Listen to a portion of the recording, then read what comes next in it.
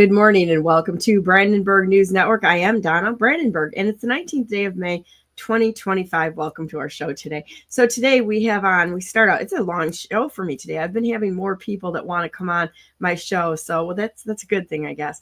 So today we have Vicky Davis on the Technocratic Tyranny. And after her at 9 o'clock, we have Christina Urso with the Null brothers again, talking about more nonsense going on within our government. Christina is an independent journalist, and she's been following the Fed-napping of the fraud that the Null brothers got caught up in. And then after that, I'm really looking forward to this interview at 11 o'clock with Daniel Richard. He is a gentleman I met at the National Constitution Party convention. And I they had wonderful speakers. They really did. And he was one of the speakers. He actually has a pro se case that made it to the Supreme Court of New Hampshire. And it looks like he's winning. And the basis for this case, it's been going on for a while now, is completely constitutional. It's constitutional issues, and that's where he stayed, which I think was brilliant on his part. But anyway, well educated, fun to listen to, just totally a firebrand. I mean, just good guy. And so anyhow, I'm going to bring Vicky on right now. Hey Vicky, how you doing this morning? Hi, just fine, thank you. Yeah. So we were talking, we actually had some time to talk this morning before we started because we're friends. I mean, if you talk to somebody as much as Vicky and I talk to each other every single week for how long now, you kind of get to know each other a little bit. And we got talking about the DNR, which being probably one of my biggest pet peeves besides the election integrity issues or non-integrity, because we have none in the state of Michigan. It's all theft and manipulation. It's all manipulation. All of it is. We live in an illusion, the entire thing, and we're going to have to get real smart as a country to be able to peel off the layers of illusions, because it's layers. It's like if I were like Shrek, it's layers. Ogres have layers. Well, this whole thing has layers, and we need to get them peeled away. So there was a issue with a copper mine. That came up this past weekend again, because they're putting it in front of the legislature. One of the biggest issues is ruining Lake Superior with the runoff of this copper mine. And I do think that this is a big deal, because once again, these idiots keep coming back to jumping onto our state land and deciding it's all theirs, that they can just take it and do with it what they want. So at face value, this thing is a bad idea. Okay, we're just trading out the pilfering of our resources for the loss of the resources for the people of Michigan. That's all it is. When I was up at Trout Lake, so I have a really great bit of information for everybody. It's going to make you happy. So I've been working with the people up at Trout Lake a little bit to help in that effort, and many efforts across the state that I've been helping with. I helped the people that defeated the millage up in Midland, and they did defeat it. They got 75 or so % of the votes voted it down, and it was bad. It was such a bad bit of promise that can't be kept nonsense, which is all they do. Everything they do is just telling us what they're going to do, but they never do a damn thing. It's incredible. And anybody buying into their nonsense is as stupid as they are, in my opinion. You know, it's like, look at all the proposals we've passed. The proposals that we passed that were highly manipulative.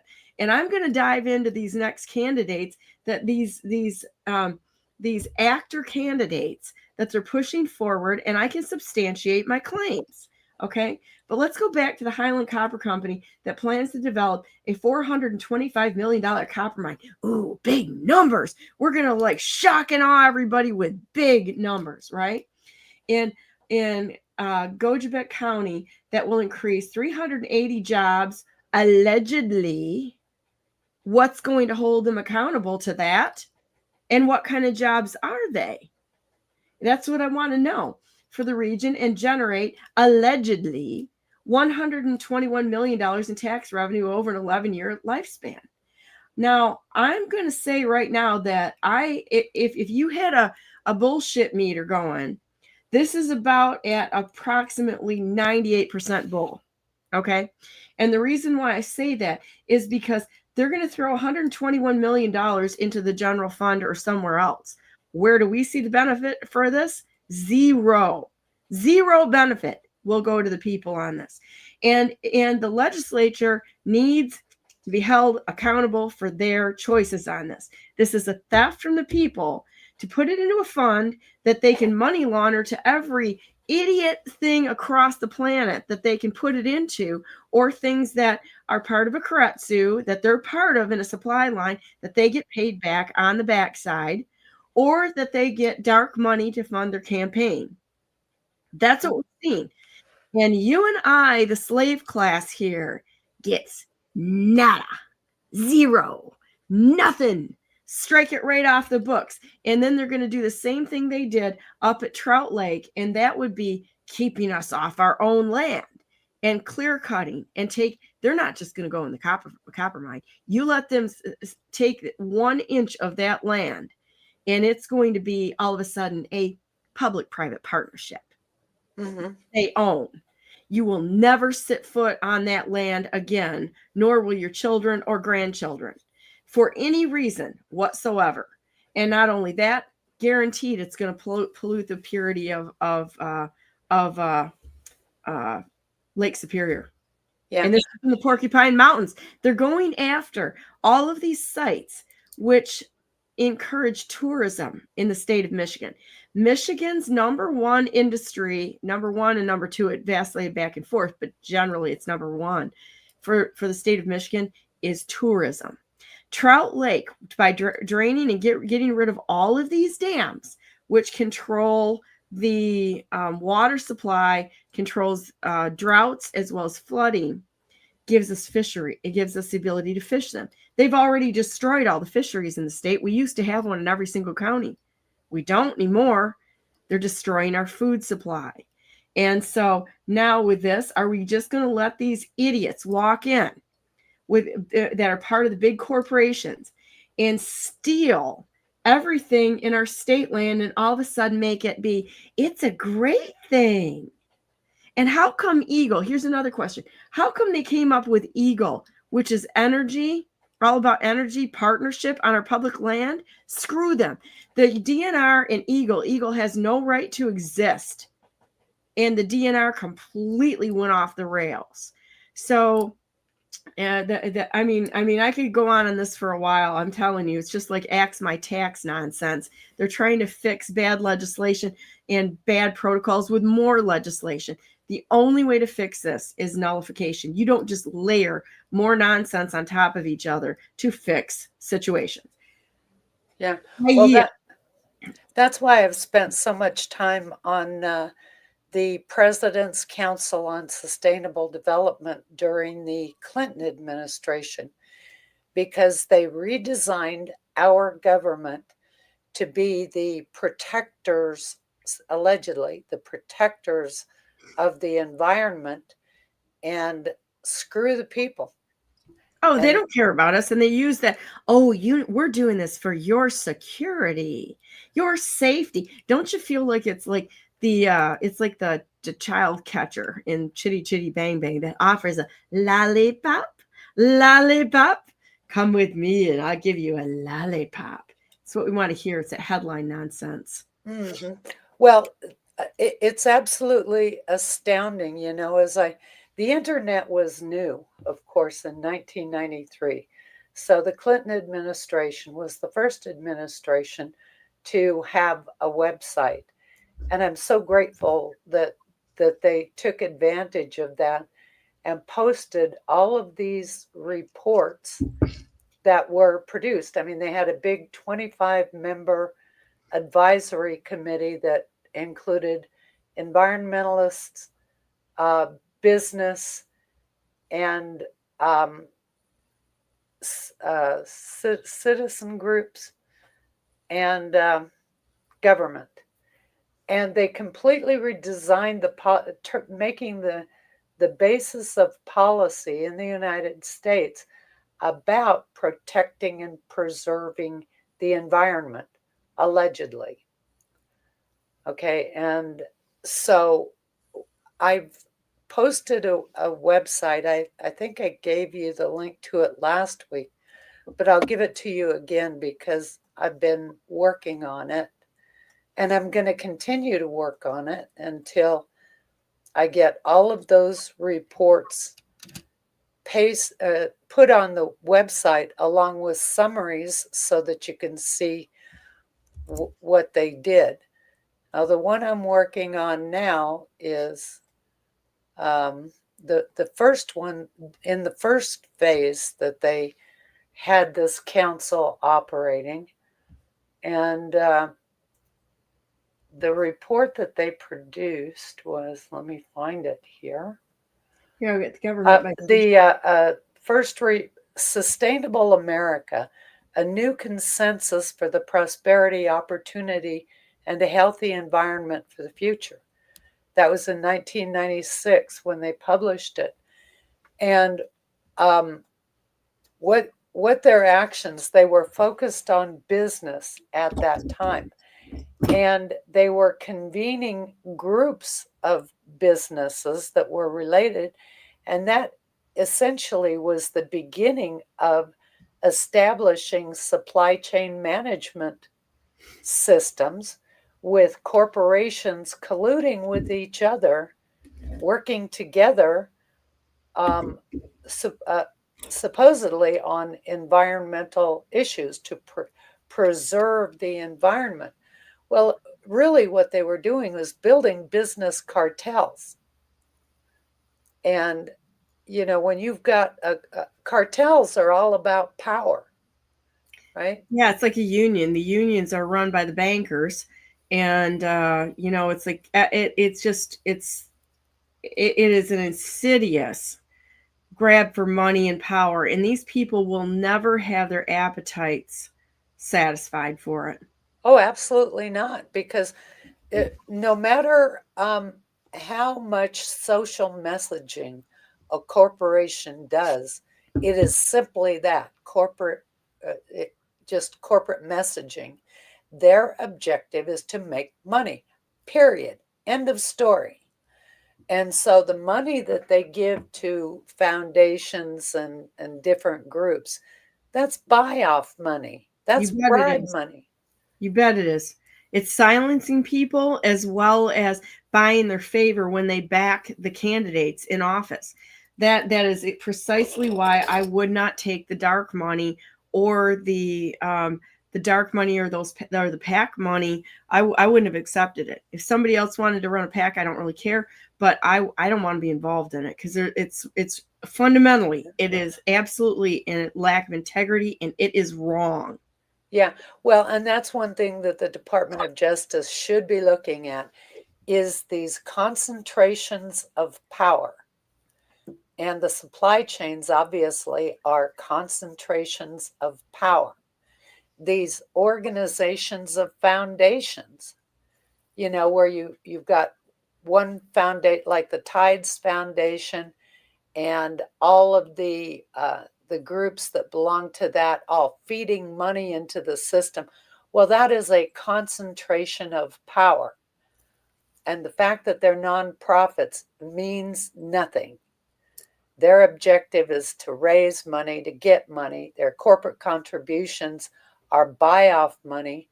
And basically, they're working together, corporations and foundations, working against we the people. And so that's really what they need to look at is all of this concentration of power, regardless of, what group it is. Well, that's one of the problems that I have with when you look at, say, like the DeVosses just gave $5 million to John James. The DeVosses are very much part of establishing the connections with China. Mm-hmm. That's exactly what they're. So when they gave John James and the candidates that they support, immediately I look at that and I'm like, nope, we're done with that. We're done with this and that, and then I don't know. It's like I'm not buying into any of this nonsense. Yeah. Well, if you understand. I mean, you never think about it because we just live in the environment. But if you think what we have is a government for protecting the environment, who are they protecting it? They're protecting it from us. Yeah, and when you go and see where they have here, I'm trying to get a good spot here. When you see where and you get on the state land and see how they're denying entry to the state land unless there's an area that's the largest field drug trial area in the United States up by Gladwin, and I was up there. They've got the paths blocked off. So the areas that they've determined that this organization can be on denies all the rest of the people of Michigan the right to be there. Yeah. And I don't get this. It's like, how do they have the right to just take something that is mine, that I own as a resident of Michigan, and just say, well, you can't do this anymore because we're going to give it to the field trial guys. And I want to know how many days out of the year are they on that property? I'm going to say probably not a lot of them. Not a lot. And so how come it's now denied and the trails are blocked off for the entire year? How come you can't go out there with, say, like horses or bikes, but you can with snowmobiles in the winter? Where is the rationale to this? And how much is this field trial organization lobbying or paying to have that right? Well, yeah, I was telling you before we started that there's a congresswoman, and I believe she's from Montana, called Harriet Hagman. And she did an interview recently, and she was talking about the Roadless Act. And I think it was passed either in the 60s or the 70s, somewhere around there. But basically, they wanted to have all of our forest area, all of our recreation areas be roadless so that you can't get to them. Well, that makes sense. I've seen it. Yeah, out here in in the West, we have these parks that are tens of thousands of acres. And the Forest Service, that it even prevents the Forest Service from getting in there to fight fires. And so it was an insane thing to do. And they were told that apparently at the time the legislation was passed, but they didn't care. They wanted one rule for the entire country. Collectivism. Yeah, so and that's exactly what the Clinton administration did. They converted our country to a communist country under the guise of environmentalism. And that's why I'm spending so much time on these reports from the President's Council on Sustainable Development, because that's where it started, and that's where the dirty deeds are in the reports. All you got to do is read the reports, and you'll see the corruption of our government for what they were doing. Think about that. A government for protecting the environment from the people. Yeah, and I'm pretty extra sure that we're not wrecking it. It's just sort of like when they say that they want to get everything out of the hands of the fishermen, the sportsmen, and the hunters. So I think that this is one of the best examples that I can put out there of their complete and utter stupidity and idiocy. So we had a problem with moose up north, okay? And so what did they do? They decided to drop wolves in to take care of the moose population. Well, then because there's no predators for wolves, we had a wolf problem. So then they had to hire more people in the government to shoot the wolves to get rid of the wolf problem. Now, a thinking person, it's like a thinking person might want to go to eliminating steps 2 and 3 and letting the hunters take care of the moose if there really was a problem, which I don't even believe there was actually that big of a problem. I think they're there to destroy the natural resources, that they would let the hunters come and harvest it and use it for food. but it's about starving us out. And I think there's one island up north, and I think I'm not sure if it's Isle Royal or what is it they dropped wolves on. Mhm. There's nothing alive on that thing. They've got that island completely devoid of wildlife, as in rabbits or anything smaller than a freaking wolf, because a wolf's going to bring it down. So what now? What do you got? You got nothing. You got these idiots dropping cougars into Michigan. Oh, great. No, I'm serious. You know what? And the funny thing is that I knew a guy who was a Native American guy, a friend of mine years ago. I haven't talked to him in many, many years. And uh, he was telling me he's a horse guy, right? And he was telling me that his neighbor, oh, he was funny. He grew up on the border of Mexico and the United States, and his parents put him out in a little shack on the border on their farm and gave him a shotgun and said protect this at 12 years old. Okay.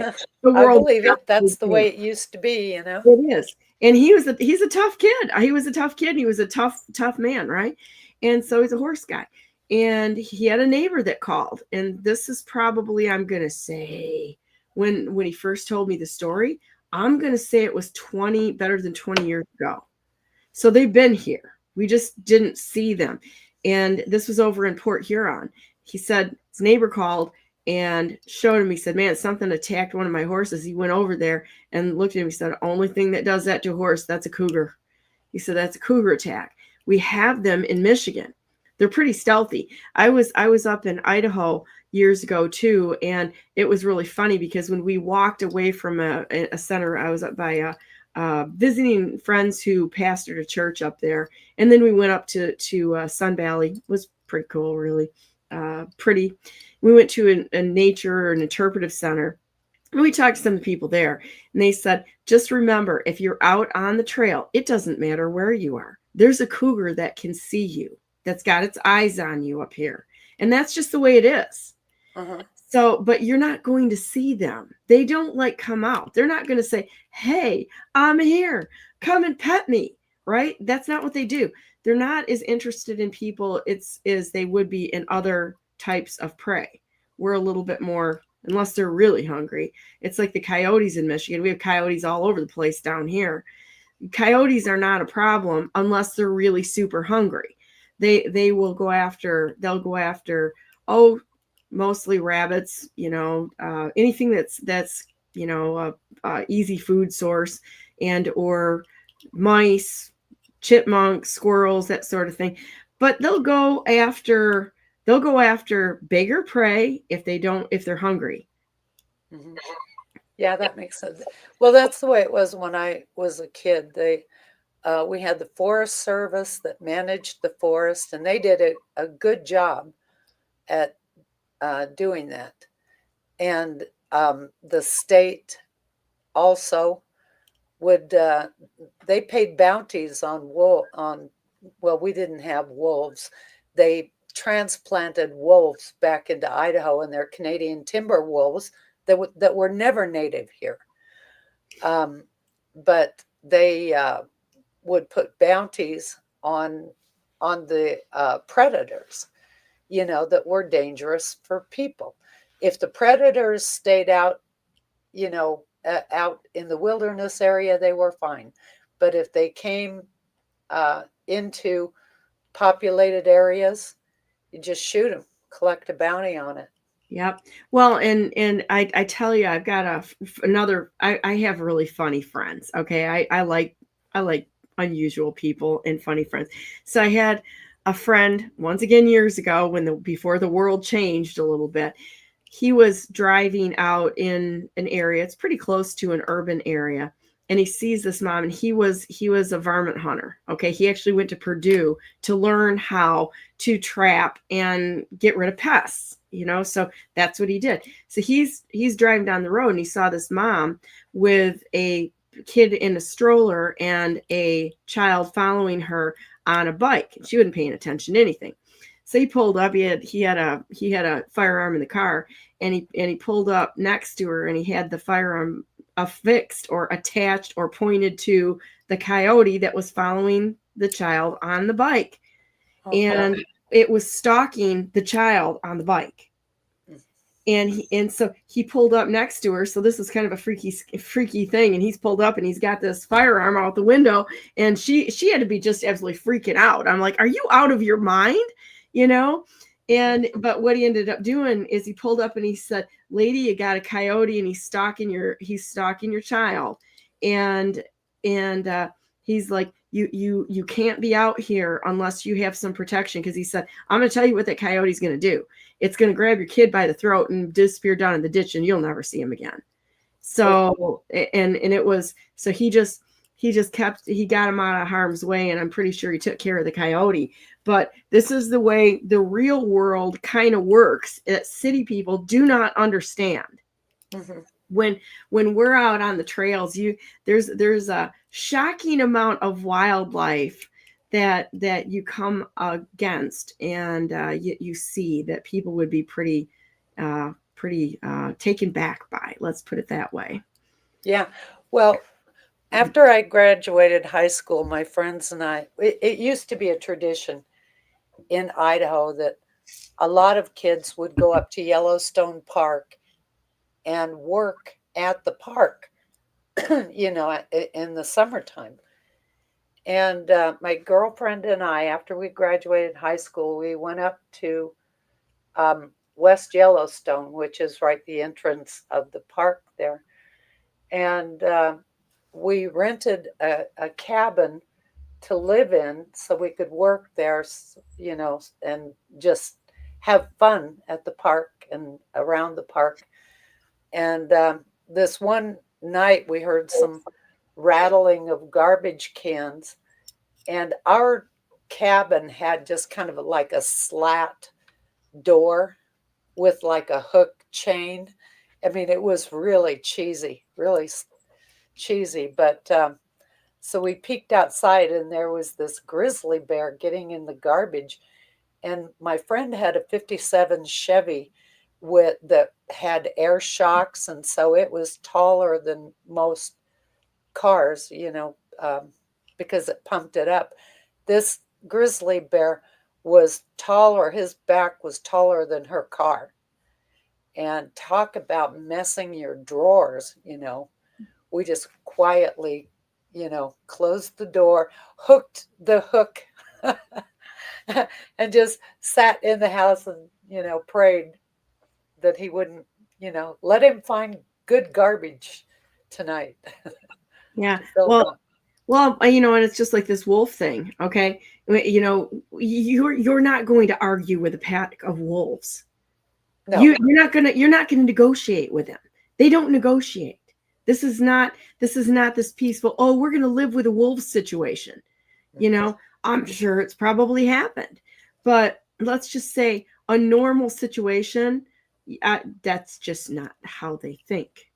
Yeah. Well, every year, for as long as I can remember, I haven't kept track, over the last 10 years or so because I've been busy, but every year people got killed in Yellowstone by bears because they apparently couldn't absorb the idea that a wild animal would actually kill them. Well, like moose are the same way. Moose are like, man, you hit a moose on the road, it's not like a white-tailed deer. You're going to cancel Christmas. Yeah. I didn't know about it, but I also lived up in Alaska, and my son had to cross a field, to get to his school. He was 15, I think. And I didn't know about it, but he told me that there were moose out in that field, and I about messed my drawers, because they will attack people, Yeah. So. Yeah, it's. Do you ever watch the videos on like YouTube videos or something like that, where people decide it's a good idea to see if they can get a good picture with the wildlife that's out there, and almost every single time they get handed their tail. Yes. Yeah. It's like when I was up in Gladwin, it was real interesting because the bears are starting to come out of hibernation up there. This is only this is not that far north from where we live. In fact, my mom and dad's house is about 25 minutes from, this is 25 minutes from where I currently live. We had bears out there in the orchards, and people would be shocked at that. I didn't see them often. They didn't come down south that often, but they're there, and the potential is there. Now the black bears we have in Michigan, they're freaking like a big lab. Okay, it's like a large size raccoon. It's not like they're the big grizzly bears, but you get a mom that's coming out of hibernation. Your chances for survival, if you're out there and she gets threatened or whatever, is probably not very good. Mm-hmm. Yeah, well, they have big teeth and big claws, even if they're small. And like most people, if they're hangry, Mm-hmm. guess what? You're the snack. Yeah. Yeah, no, I've never been crazy about going out into the wilderness. I not only because of the animals, but human predators as well. Okay, that brings us up to another great subject here with the DNR and the forestry services and everything. I'm completely convinced. So tonight, just so everybody knows, I've got a special show on tonight at 9 o'clock. It's another story, yet another story of CPS, the largest human trafficking organization in North America, maybe the world, because they're connected in with other ones, and how much they get paid for kidnapping kids. There was a family that decided not to get their newborn vaccinated, and they called CPS on them, ran them down, and took all 5 of their kids. Yeah, oh, I've heard lots of horror I stories. I despise these people. It's just like the DNR. I despise these godless, wretched things that are walking around pretending to be human beings when they're not. They're child predators. It's disgusting. So I've got that on at 9 o'clock. But I'm going to go back to the fact that I completely believe that these organizations are using the state land not just for resources, but they can slither around like the gutless snakes they are and disappear people and Oh, yeah. traffic people. They're using this to traffic people. That's why they're in charge of the waterways and such. I'm completely convinced of this. Uh-huh. Yeah, well, that's why I spend so much time on the President's Council for Sustainable Development, because they turned our government around on us. It became a government to protect the environment, natural resources, and whatever. At least this is the marketing of what they did. And to hell with the people. Now, who would pay for a government to protect the environment when they say screw the people? That's not what our government is supposed to be about.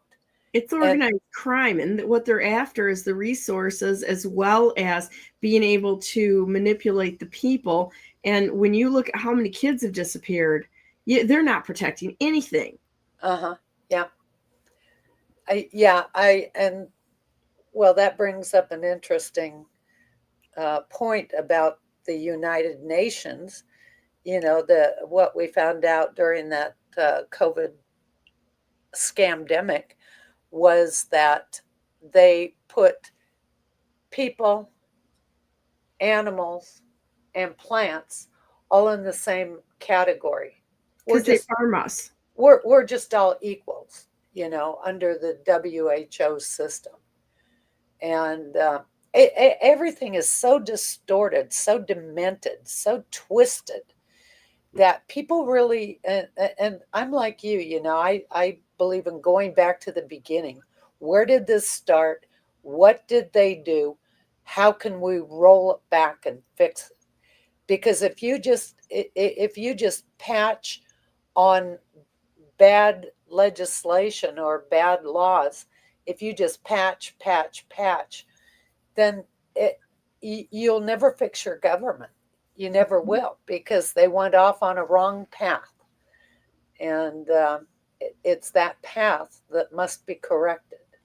Well, and I think it comes down to relearning critical thinking and analysis. I just don't see that many people that have that skill. The ones that they allow in front of us, they're only mouthpieces. They're puppets. They're mouthpieces. And the legislation that we're passing is, I'm going to go back to the poster child for idiocy, which is Axe My Tax. All right. This whole thing is such a bunch of nonsense. And I've got so much research done on this at this point in time. Oh, you should see my report on why the fundamentals of this are so backwards. You do not fix situation by more legislation. You fix it by nullification.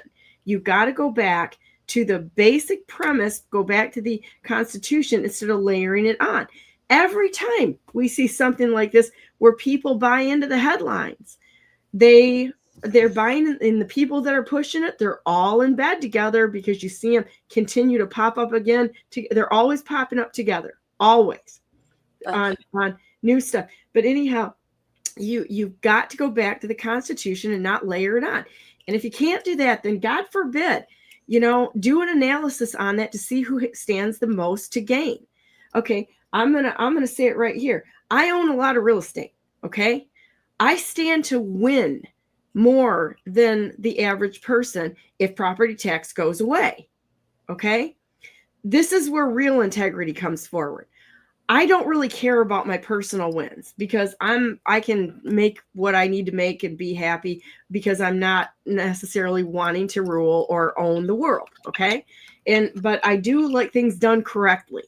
So if I backed Axe My Tax, I would have a huge, and I mean it's a huge amount of money that I would benefit from. But I can't do that, because what they're doing is they're reassigning taxes. They're not getting rid of taxes at all. They're going to reassign them. And they admitted this, that they're going to reassign taxes to the population at large. And they're using people who are property owners to go, oh, of course I want to get rid of this tax. Well, guess what? You're still going to pay it. They're just going to reassign it into other areas and be able to include more people into their tax theft that do not own properties. Yeah. That's all it is. That's all it is. And they're giving the total advantage to the corporations. How do you think this is going to work out? There's a loophole there that allows them to benefit from it. They haven't addressed any of this. We've asked them to address this. They can't, and they won't. And the only argument I got up, I ran into a guy named Fred that's collected 1,000 signatures. I'm like going, I can't believe this. And he's like, man, Carla Wagner doesn't like you. I'm like, well, I don't care if she likes me or not. It's like, I can actually back this up and say that I would gain if I back this. I'm not going to do it. It's wrong. And so the whole thing with the corporate loophole on this is that the corporations are picking up single family homes. That's what they're doing. And they're working alongside of the developers and the city councilors and Fresh Coast and all of these other people that are city planners in order to self-enrich. They don't have any long-term plans or parasites. They pick up what's in front of them. But there's no long-term plan here. And so... Well, there is. They just haven't articulated it. They're trying to get people out of home ownership into stack 'em and pack 'em. Keep talking, please. Stack 'em and pack 'em apartment complexes. They do not want you to own anything. It's exactly like Klaus Schwab says. You will own nothing and you'll be happy. Oh, that was fun. A fun... Too funny. I don't get... I get harassment calls once in a while. I kind of figured this was one of them, but I was going to see what they said if I picked up. Oh, yeah, the whole deal with the tax system. Back in 2005, there was a really big to-do about the taxes that the government wasn't receiving. I mean, they destroyed our economy with globalization. And so I think it was 2004, the tax revenues were the same as they were in 1950. So they were really desperate to do something about it. and they came up with the idea of the fair tax system, eliminating income tax and replacing it with a national sales tax. Well, and people always jump on that. Oh, yeah, great idea, great freaking idea. But the catch is that because the tax base is so big, it would be a sales tax on everything, including your mortgage interest on your house. Oh, I'm so glad you brought this up. It's like people do not understand how they're using every mechanism that they have at their disposal to constantly just kick us in the face. Well, they market things with clever labels that sound good, and people jump on it without even knowing what the details are. Well, I posted that link to the story that I wrote on that. I listened to that hearing probably 5 times, and I have recordings of the hearing because I wanted to make sure that I got it right. Because it's so important. Well, and this kind of analysis and listening to it, just like going back to all the proposals that they've come back to us with. If you think they're doing a damn thing for us, I got a bridge to sell you. Because if you're going to go on Stupidville, it's like, let's just push this to the logical conclusion here, right? Yeah. They have no interest, and they've all committed treason, the ones that are in office. Look at how they violated their oaths of office from top to bottom. They're only there because they were allowed to be there. And I got to tell you, okay, can I go somewhere? Oh, there was a group of 3 of them that got up on stage this weekend, and I'm going to absolutely fry the 3 of them. In Michigan, ex-governor candidates that decided they're now going to come out and together, and now they're going to be the force that's going to come out and talk about this. Guys, don't make me gut this whole thing and then look at me going, oh, she's being mean again. No. I'm sorry. I cannot sit here and watch people take the state and say all the right things that Agnes and Millie want to hear while they flirt with them and watch their state go away. Do you think that these people are there for no reason? I'm going to ask you some questions. Do you think that there was a real arrest, or was it an arraignment? Why was the FBI changing clothes at a church parking lot across the street? Was it real? Were they in on it? Are they feds? Why I'm going to ask these questions and make people have to answer them for themselves. I'm not going to spoon feed people because they wouldn't believe me if I told them anyway. Mm-hmm. I know somebody that had pictures that said that she saw pictures of one set J6 insurrectionist coming from Michigan who was an ex-governor candidate that was supposedly incarcerated. She said the pictures looked like he was at a summer camp for kids. That's not a jail. How come that happened that way? Why was it that the police changed their clothes at a church? Why was it that he encouraged people to bring firearms into polling locations and schools and such, knowing he was encouraging people to be in harm's way? I'm done. And why was it that that person didn't stand for contesting the election when he had more donors in one area than he had votes? It's ridiculous. Mm-hmm. Now tell me, who are you following?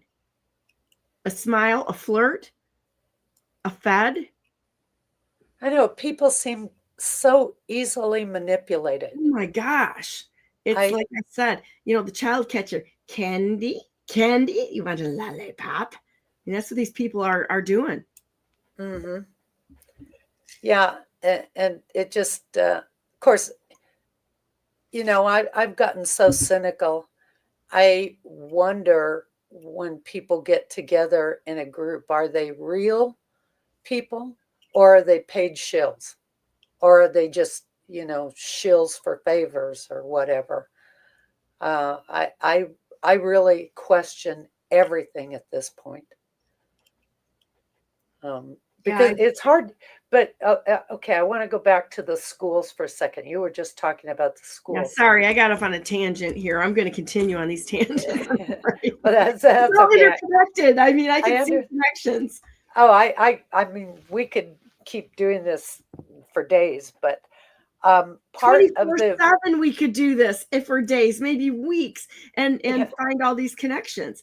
And the cool thing is you're one of the few people that I've talked to over the years that has literally the brain power to actually process this. And not only have you processed it, you've investigated it, documented, and written it all down. Mm-hmm. Well, yeah, because that's the way I work.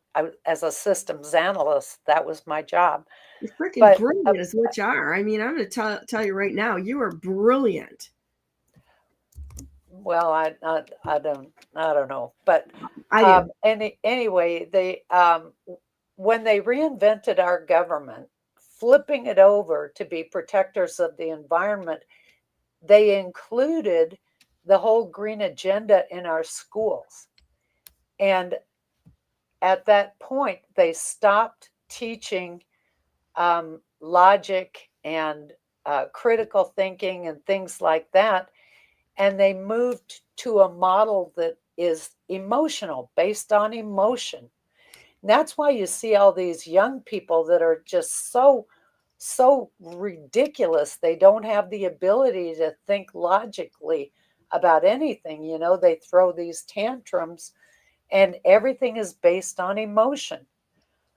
Well, I'm an emotional person, but I am a logical and analytical person first. You know, so we need to go back to having the schools be academic, to teach them academics, math, reading, logic, comprehension, you know, the language, the structure of the language, so they can dissect a sentence and know what the sentence is saying. Our children are not being taught these essentials, the building blocks of being a functional adult in the society. Mm-hmm. And so I think that's why we have so much turmoil in our country, because it's all based on emotion. Yes. And you can't, when you're emotionally engaged, you cannot think. You Exactly. can't think. And it's like you can't, you're blown around. The Bible talks about it being blown around like a leaf, being blown around here and there based on your surroundings. A stable person sits there and looks at the surroundings and goes, well, you know, like many things that come our way on a daily basis. You can sit there and look at them and go, well, guess what? I just let you own your own idiocy. I'm not going to get sucked into this nonsense. So. Yeah, the problem is, though, that they outnumber us, and it's such a shame, you know. Yeah, but you know, if you have like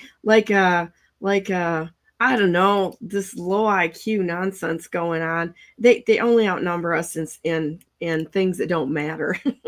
Yeah, you cannot think them. It's like, you know, you go up against a bunch of cavemen, you're still probably going to have the higher road. Well, the problem is they're controlling everything, so they they are part of a society that is destroying people.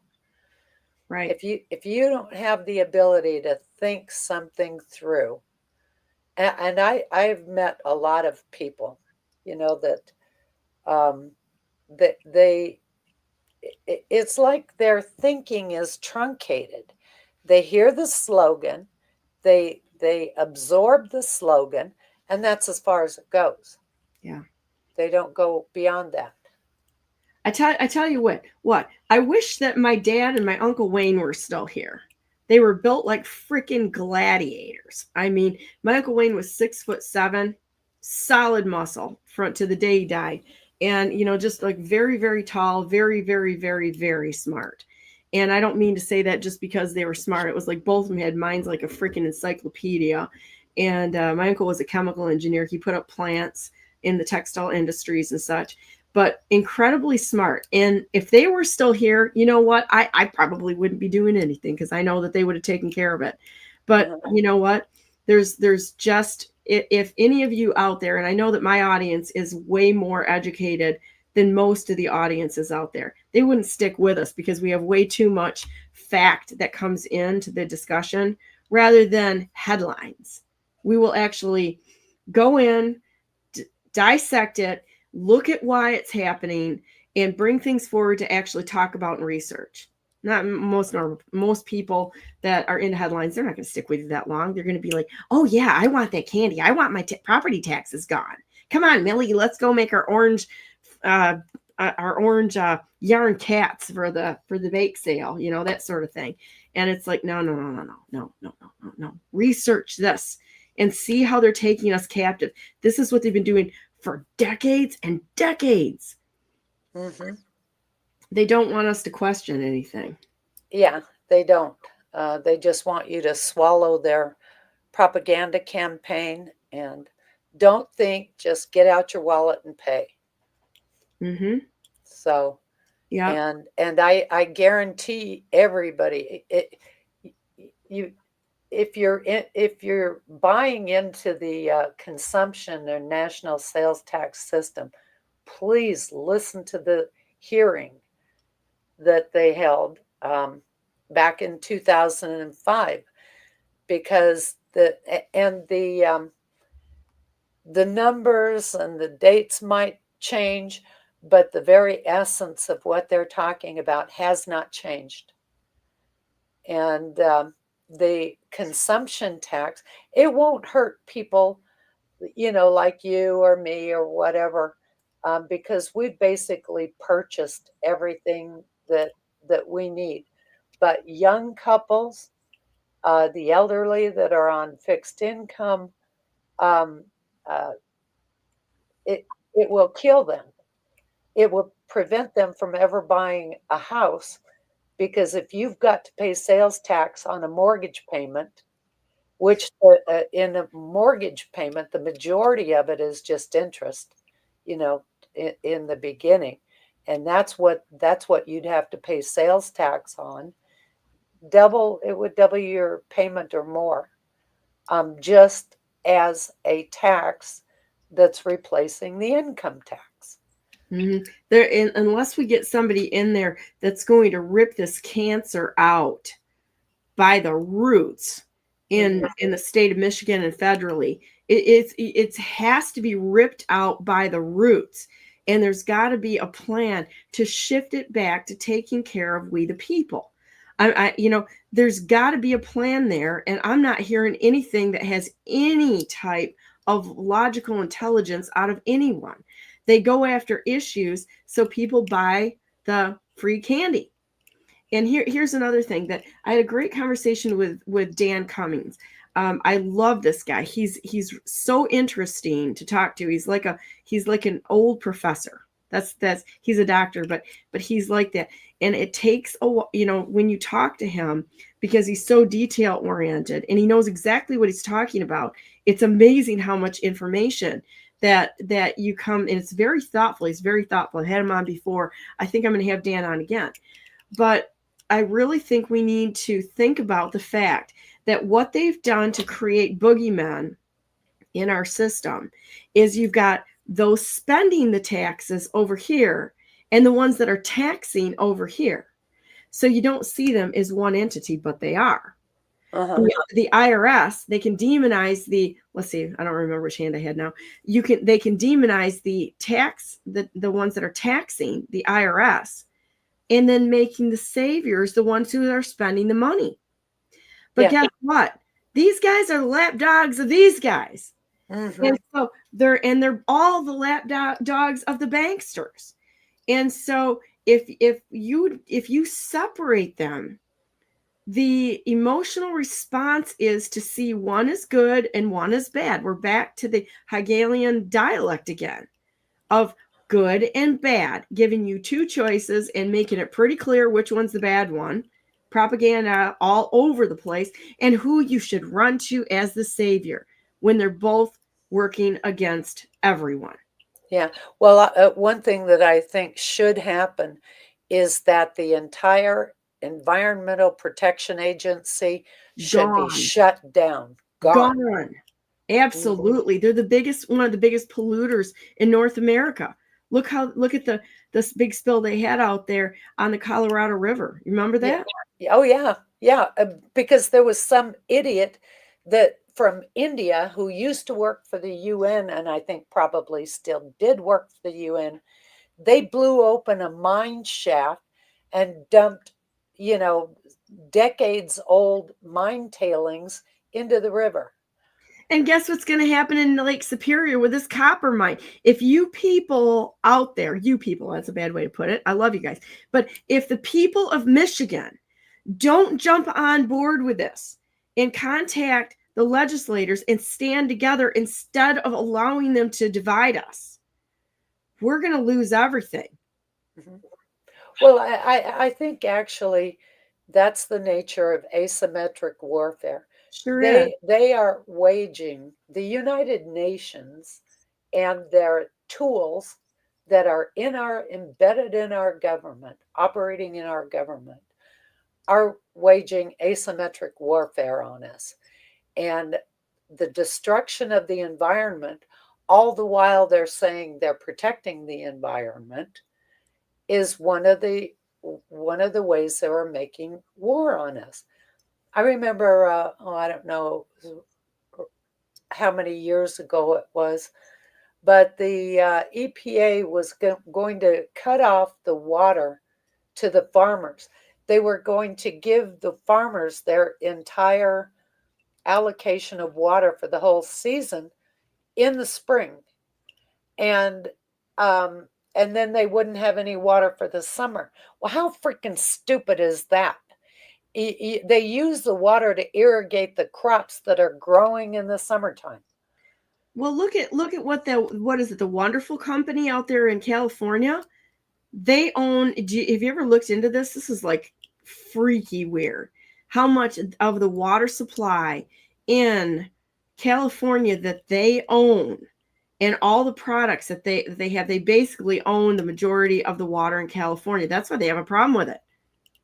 Well, when they passed the 1995 legislation that created the World Trade Organization, part of that deal was that national treatment. Foreign corporations would be treated exactly as American corporations. And if they weren't treated like American corporations, they could sue and be paid for not being able to be in business. Well, the Goes back to Citizens United.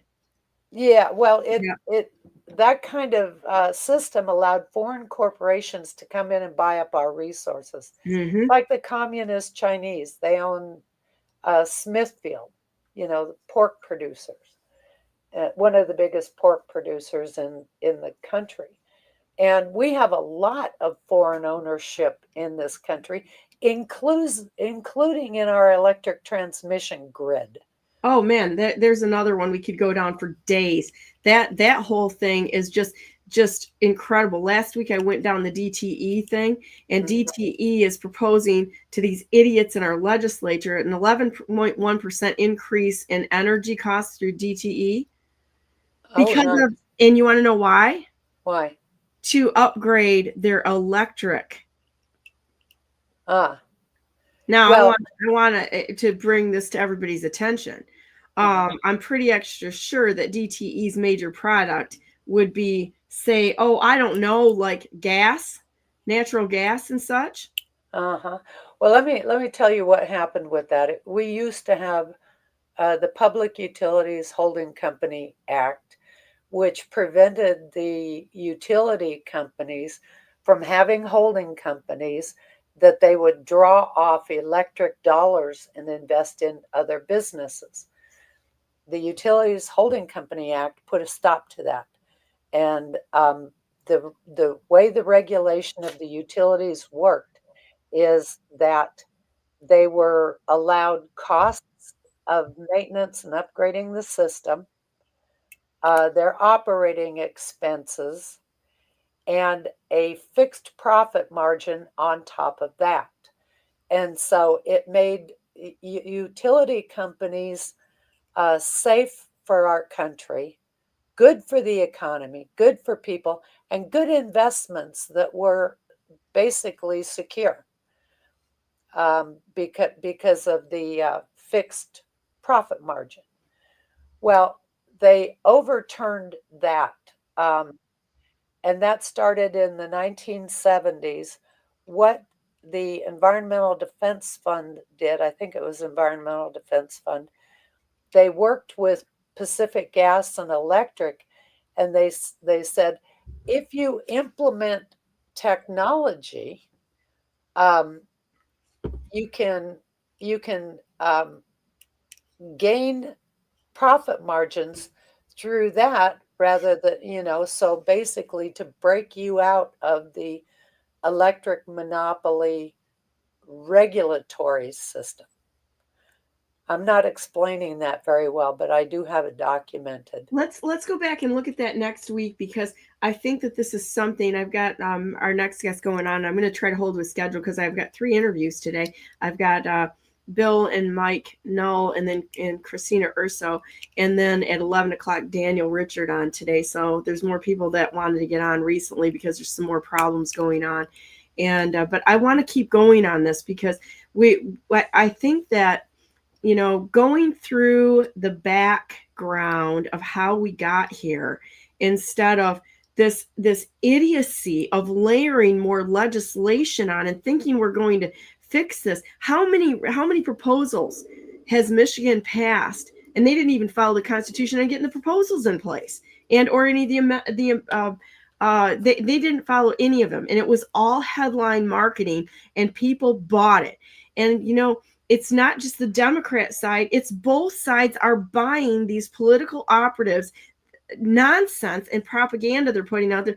And that's part of the reason why we're losing the state, is lack of information and history to how we got here, analysis, actual discourse, and that sort of thing. It's like, I got to tell you, people start talking about these being able to protest. You know what? The Constitution doesn't really allow you to protest. It does, but the redress of grievances should be done with a pen, not out there, because they're laughing at everybody that's doing these protests. The people that are behind this, sitting in the legislature, are literally looking out their windows, sipping whiskey and wine, laughing at the people on the grass, realizing that half the people standing out there are either feds or political operatives because they put them there. Yeah. And look at the Fedsurrection. Look at the Fed napping. Look at Oklahoma City. Look at all this stuff that they've set up our nation as, for years, and then draw in unwitting people that don't maybe see what's happening, which is unfortunate. They shouldn't be taking advantage of people, and they shouldn't be doing the setups. But I digress. Okay. All right. Well, we'll talk about it again. I'll be ready with an article for you. Yeah, that'd be great. Well, I just love you to pieces, and I've got so much respect for you. I really do, Vicky. I'm going to go ahead and post all the articles that you put up there today, and I'm going to take a short break, everybody, and I'll be back in 1 minute with the Nulls and Christina.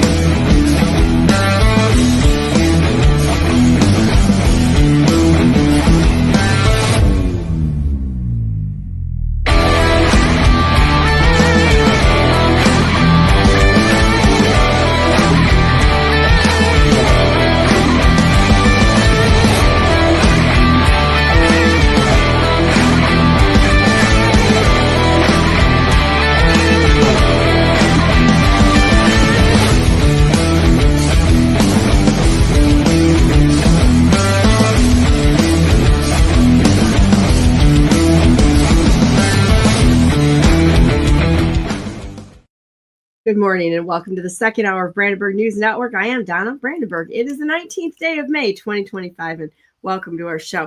Well, I'm going to go right into bringing everybody in this morning. Bill, and I'm assuming Mike's there with you, and Christina. How you guys doing? Good. We got all kinds of people here today. I'm driving to work. So. Oh, that's fantastic. Well, welcome everybody. I'm so glad you're here today. And I think it's so important to get these stories out. Tonight at 9 o'clock, I've got a special episode on where we're going to be covering a basically a kidnapping by CPS story, because a mom and a dad decided to decline to have the vax on their newborn baby. They called CPS on them, and they came and took not just that baby, but all 5 of their kids away. And this week is going to be the first time that the husband and wife will have seen each other because they denied them after they got out of jail. They denied them to even see each other. They split up the marriage and they took the kids for denying the vaccine. This is something that we should all be so furious about that it's not even funny. Just like standing with the feds setting up people in America. I'm disgusted with these people. Yeah, that's disturbing. I will just say, you can always do a home birth. You don't have to give birth in the hospital. Just putting that out there for. Did you do that, ladies. Christina? I did not. But I did. My birth was unplanned. My daughter came very early. She was born. I think it's 7 months. So, and it was unexpected. I was traveling for a baby shower to visit my dad, and it just happened. She just decided she was ready. Oh, that's fun. Well, I tell you what, I home birthed my kids, and nice. Yeah, I am truly one of these, how do I say it? Tough old girls that have been around for a while, and I tell you what, it was a wonderful experience for me. In fact, my daughter was born in the bathtub underwater. It was fantastic. Aww. So that's awesome. Screaming like a banshee, and she's still that savage to this day. Yeah, there are alternatives. You don't have to rely on these big hospitals. You can get a what do they call, like a doula? You can have like a midwife. A midwife. Yeah, exactly. You don't need to have the hospital deliver your baby. And this is a good example of why not to do that, especially these big corporate hospital chains. I mean, my goodness, some of the people working there are completely incompetent. If you've ever been in an emergency room, I think you'd understand that. I think they're death camps. Yeah. And there's a lot of germs there. There's a lot of sick people. So why you would want to give birth there is odd. But I think people are this is what they're taught. That's what they know. They're told to trust the experts. It's like the schools. It's like the schools. They're indoctrination camps at this point. It's like, why would we do this? I mean, God gave us the responsibility as parents the state doesn't own our kids, contrary to their arrogant belief. They don't own our kids. It's like our kids are the responsibility given by God for parents to raise them, and they can just go shut the hell up. How's that?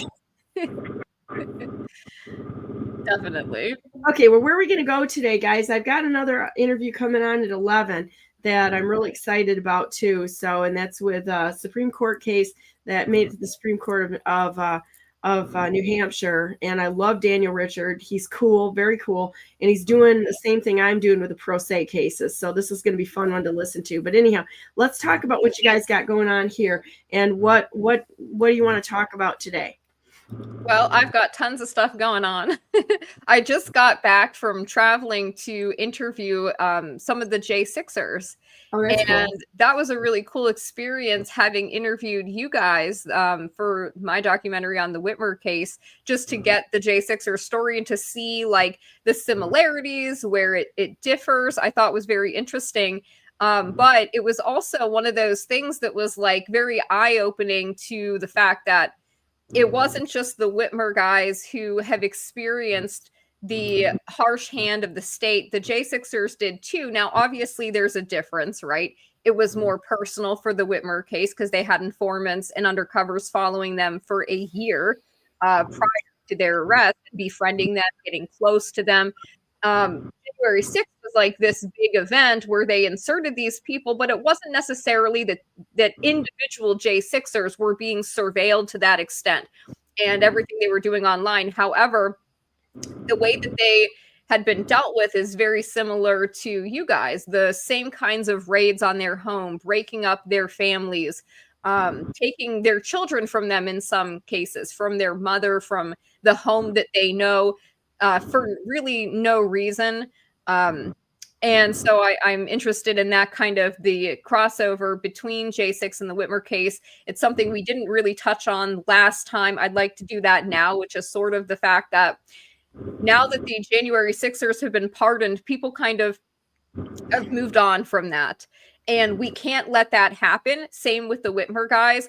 I've talked to people, just random people online or what have you at events, that who think that all of the Whitmer guys were acquitted, which is not true. They don't even know 5 of them are still incarcerated.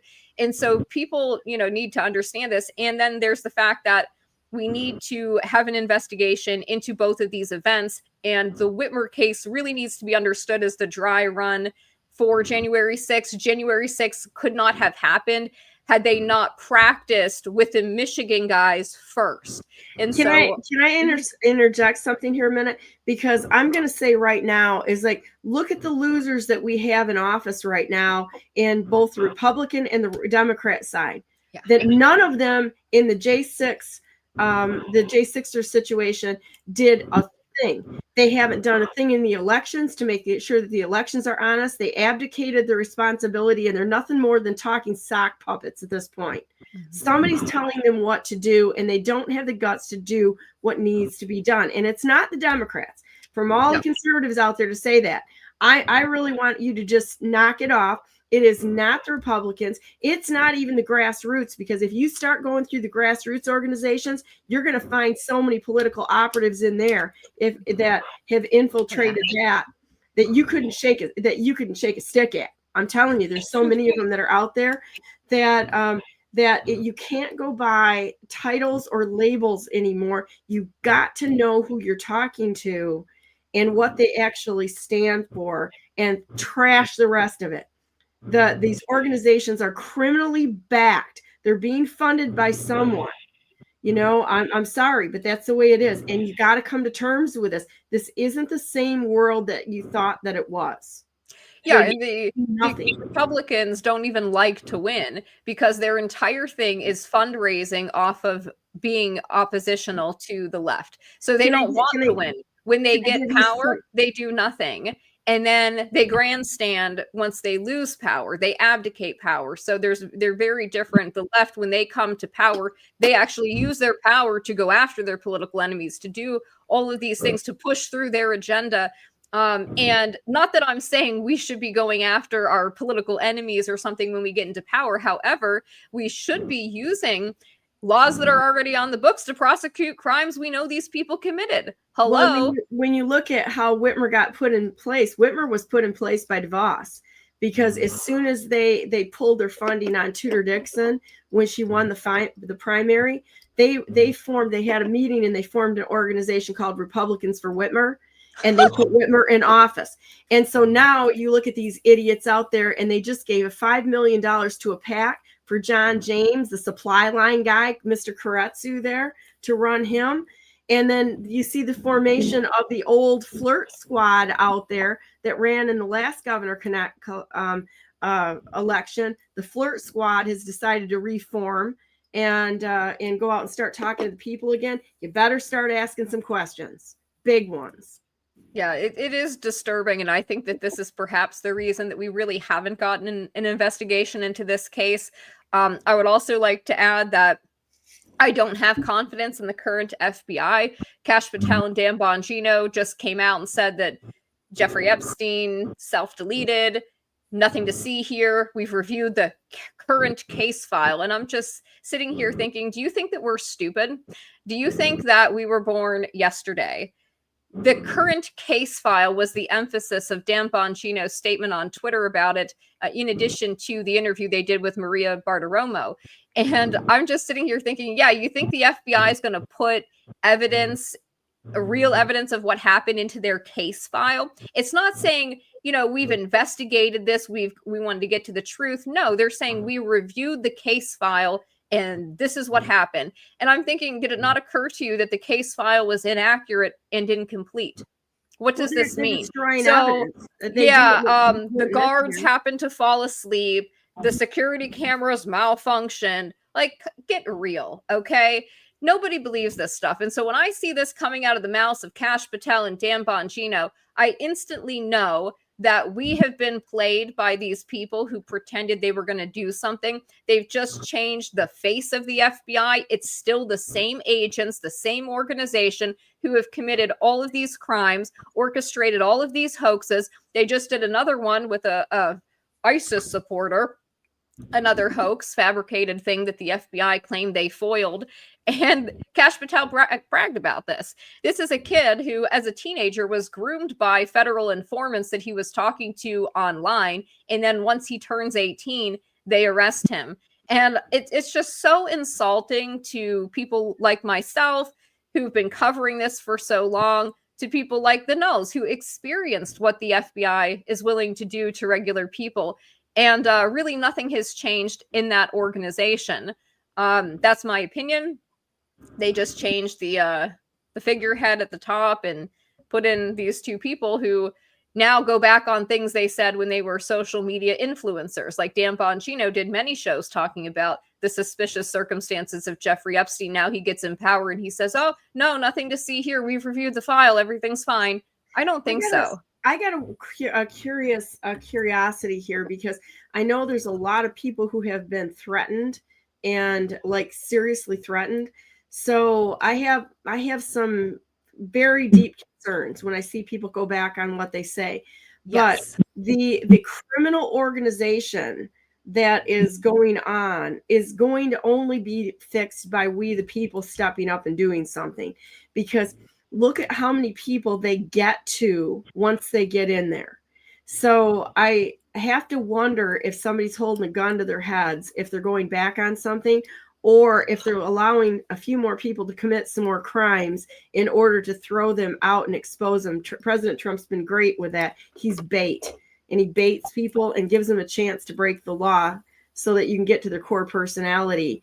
But I have some big concerns. I've got big concerns about Pam Bondi and all of them. Yes, I agree. And I don't want to take up too much time and talk the whole time like last time, but just to give people the rundown of like why I say that the Whitmer case was the trial run for January 6th and that event couldn't have happened without this. First, it goes to several things. First of all, being an operation by the FBI around 2018 to 2019 to infiltrate the Midwest militia scene. They created a group called the Midwest Coalition, and they had approached the leadership essentially of militia groups and were trying to get them to give names and email addresses, essentially all of the people in these groups. A lot of the people who were leading these militias were like, no, we're not giving this information to the feds. So rather than do that, they chose to step down. We think at that point, the FBI inserted their informants into those leadership positions of these Midwest militia groups. And so from 2018 on, the FBI is essentially running the Midwest militia scene. And so that's kind of important background when you consider all of the groups that they bring up who attended January 6th, the Proud Boys, the Oath Keepers, they're all part of the same milieu. I would suggest the 3%ers. And so that's important context to have. So that's 2018. Now we move forward to 2020, and the FBI basically takes over the Wolverine Watchmen that was a prepping group, turns it into more of a militia with a structure, rankings of people with, of course, their informant being the executive officer, the number 2. But in reality, he's the leader. He becomes the leader. The real co-founder or founder of the Wolverine Watchman, Joseph Morrison, young guy, married with kids. He's busy with his family. He works 6 days a week. So he's really just the leader in title. They attend a rally, which I know I talked about last time in April of 2020, anti-lockdown, pro-2A rally. They show up, kitted up, led by Dan Chappell, about 10 of the Wolverine Watchmen. The FBI has the mobile command center there. They're monitoring everything in real time. Dan's wearing a live wire, so this is real-time information going back and forth between Dan Chappell, their informant, and the handling agents, Jason Chambers and Henrik Impola. The guys stood in line. They go through COVID screening. They do, like, nothing happens. It is illegal. They occupy the building, and the media is there filming. And I have to think that there was some coordination between the media and the FBI, because the narrative the next day was right-wing militia groups storming the Capitol. Nobody stormed anything, but they used that to recruit more people into the Wolverine Watchmen, this like global attention that they were getting because of this day. And that was really the trial run that was overseen by Stephen D'Antuono, who was the SAC, the special agent in charge of the Detroit field office at the time. And so that gentleman, we'll call him that, we'll be generous, that gentleman who was the SAC of the Detroit field office, right after they arrest these guys in October of 2020. So they were all arrested pretty much on October 7th. One guy was arrested a week later, Brian Higgins from Wisconsin. That's a different story. And so 1 week after their arrest, on October 13th, Stephen D'Antuono is promoted by Christopher Wray to be the assistant director in charge of the Washington, D.C. field office, where he oversees another storming of the Capitol with, again, groups that had already been penetrated by the FBI and in many cases were led by the FBI. And so that context, I think, is important, that they needed to do this dry run in Michigan first at a state capitol before they could take it bigger to the actual Capitol building. They had to have that trial run of, how can we make this narrative stick? How can we get the media on board with reporting it this way? How do we get these people to show up to these events? And I think that that was kind of all part of it. So there is that connection there. And then the fact that the 3%ers, well, of course, the FBI had created a 3%er group during the Whitmer investigation. During the course of that, they had their pedophile informant posing as first the head of the Wisconsin chapter of this group. And then he announces to people during the summer that he's become the national commander of this fake group. And Adam Fox, who is framed as the ringleader, like, he gets inducted into this fake group by the FBI.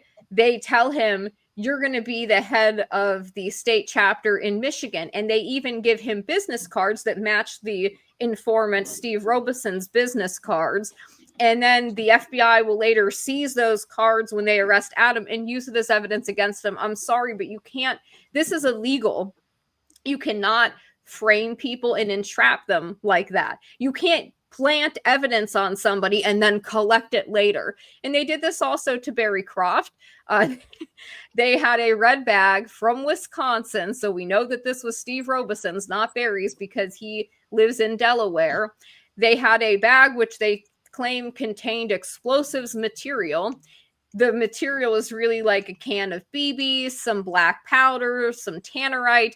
It's not really explosives material. It could be, but these are all things that could be purchased at any like store, really. Like, you could get some of this stuff at Walmart or sporting goods store, whatever. It was purchased legally. It's not really explosives material. However, that's what they wanted to frame it as. They actually admitted on the stand that they planted this bag in Barry's truck so they could seize it later when they arrested him. Outright admitting to planting evidence, but saying, oh, well, we had to do that so we could seize it later when we arrested him. Did anybody question this when these court cases were going on? I mean, did the judges just sit there like in a, I don't know, in a pot-induced stupor because now they're all on. I don't know. I hate to say it. You know what I mean? Yeah. Yeah, they were definitely they were in on it. absurd. Even the judge in our case, it was like they allowed everything the FBI wanted in, and then when we tried to present the evidence that they had, like in the recordings, the part where like Steve is talking and he asks a hypothetical question, and then he gets the drunken stupor rants from these guys. You're not allowed to play the hypothetical question, what drove it there, and because that's all hearsay. So the judges are definitely in on it. Yeah. Unbelievable that they just like gloss over this. I mean, wouldn't that like be a mistrial right there?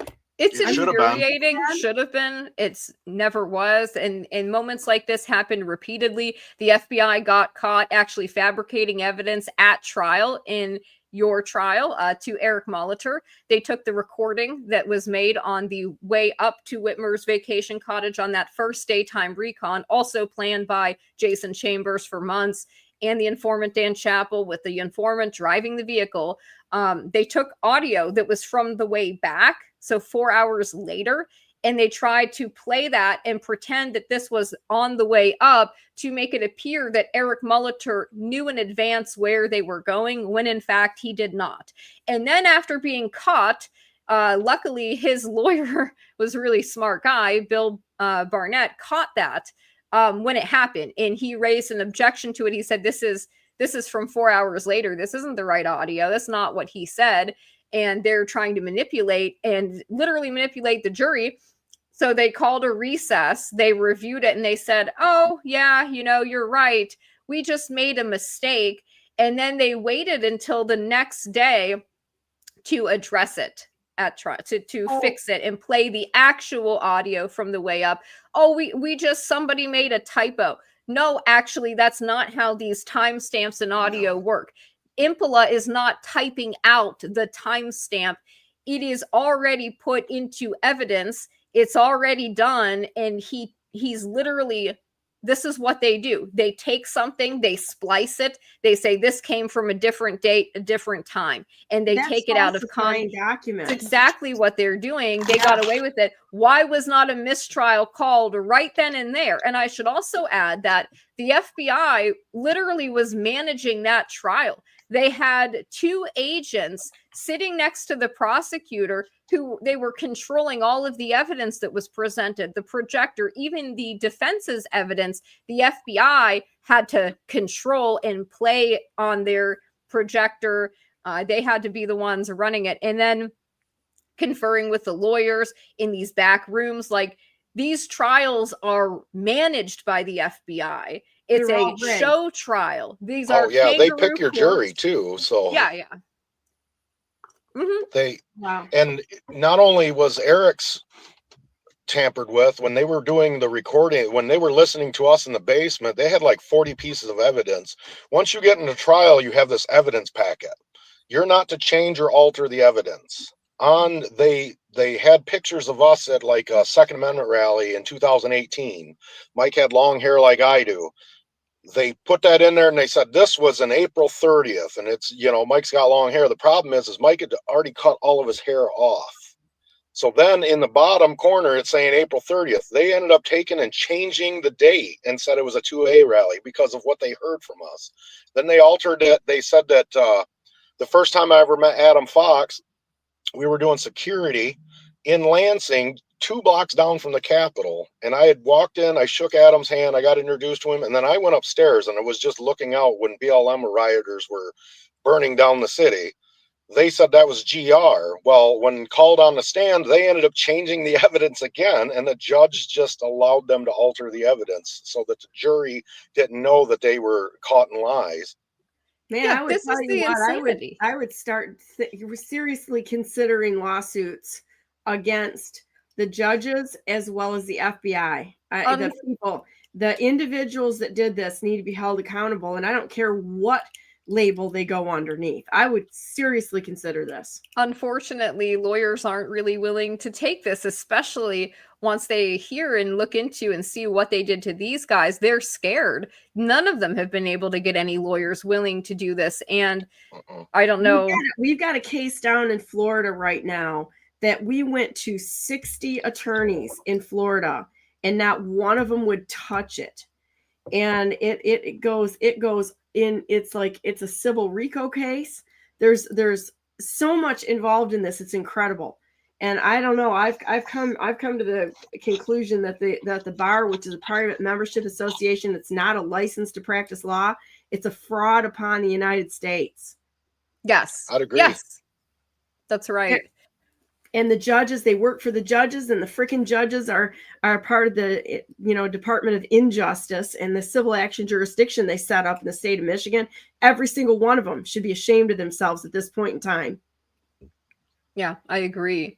I know you've talked to lawyers, you've tried to get people to take this case, and every time it's always you get ghosted.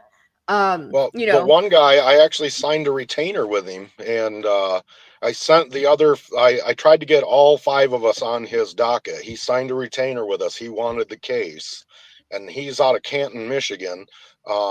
It was like a couple days after I signed a retainer with him, there was a building across the street exploded. It was some like propane factory or something, and that was in Canton, Michigan.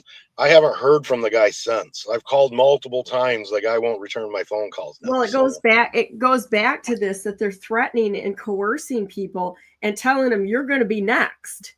Yeah. Yes, in fact, the 20 unindicted co-conspirators in this case, people who maybe attended 1 or 2 meetings or maybe only 1 FTX, so that they didn't get enough to charge them. They told them, though, they were unindicted co-conspirators and threatened them that if they testified on these guys' behalf about what actually happened at these meetings in FTXs, that they would be under investigation, that they were already under investigation, but that their testimony, basically, if they told the truth, they were told that they could be arrested that day leaving the courtroom. That is literal witness tampering, witness intimidation, and the judge allowed this to happen. Wouldn't you just, maybe I'm deranged. Maybe I'm a deranged monkey and I don't know it.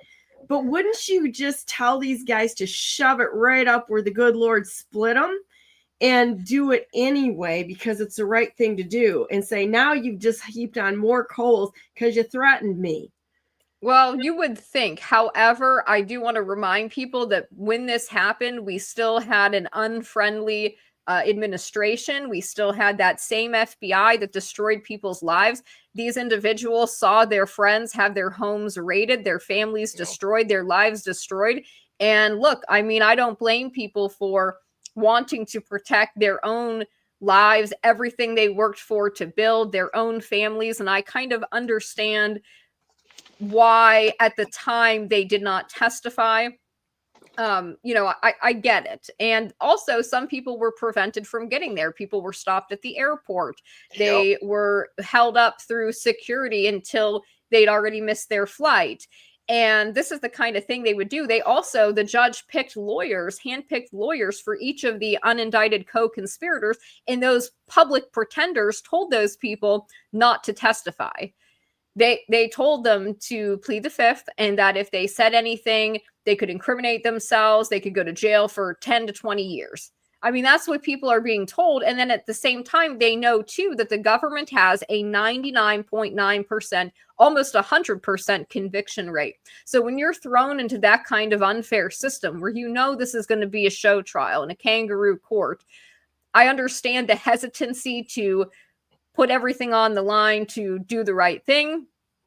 I get it. But it is unfortunate that this happens. And then the other thing is so many people are threatened and coerced into taking plea deals. You had a number of guys in this case who were, coerced essentially into taking plea deals. Caleb Franks is a great example of this. This guy, he had, still a public defender, but he had a lawyer who, if you read his early motions, he was arguing the connection between the Whitmer case and January 6th. He was arguing about the use of informants and all of this stuff and saying there was no conspiracy.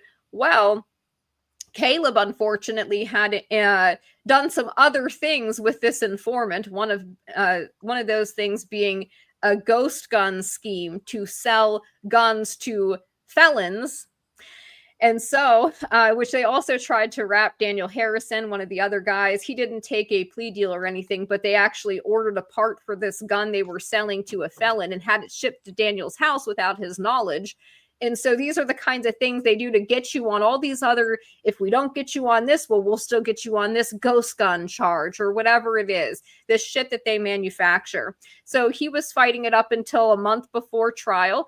They also, I mean, he had a past, he had addiction in the past, but he'd gone through treatment. He was actually a drug counselor when he was arrested. He was doing very well, but it's very easy for addicts to relapse, especially it thrown into a situation like that. So this guy had tried to smuggle Suboxone into the prison, and they got him on that too. So they pressured him. They were going to make him undergo a psychological evaluation. They were going to, add these other charges for the ghost guns. He ends up caving and taking a plea deal. But this is coercion.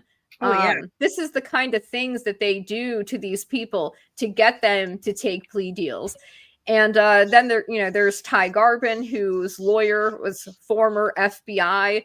And I have questions about whether he was an informant that they actually allowed to go through the process so he could take a plea deal and testify for the government.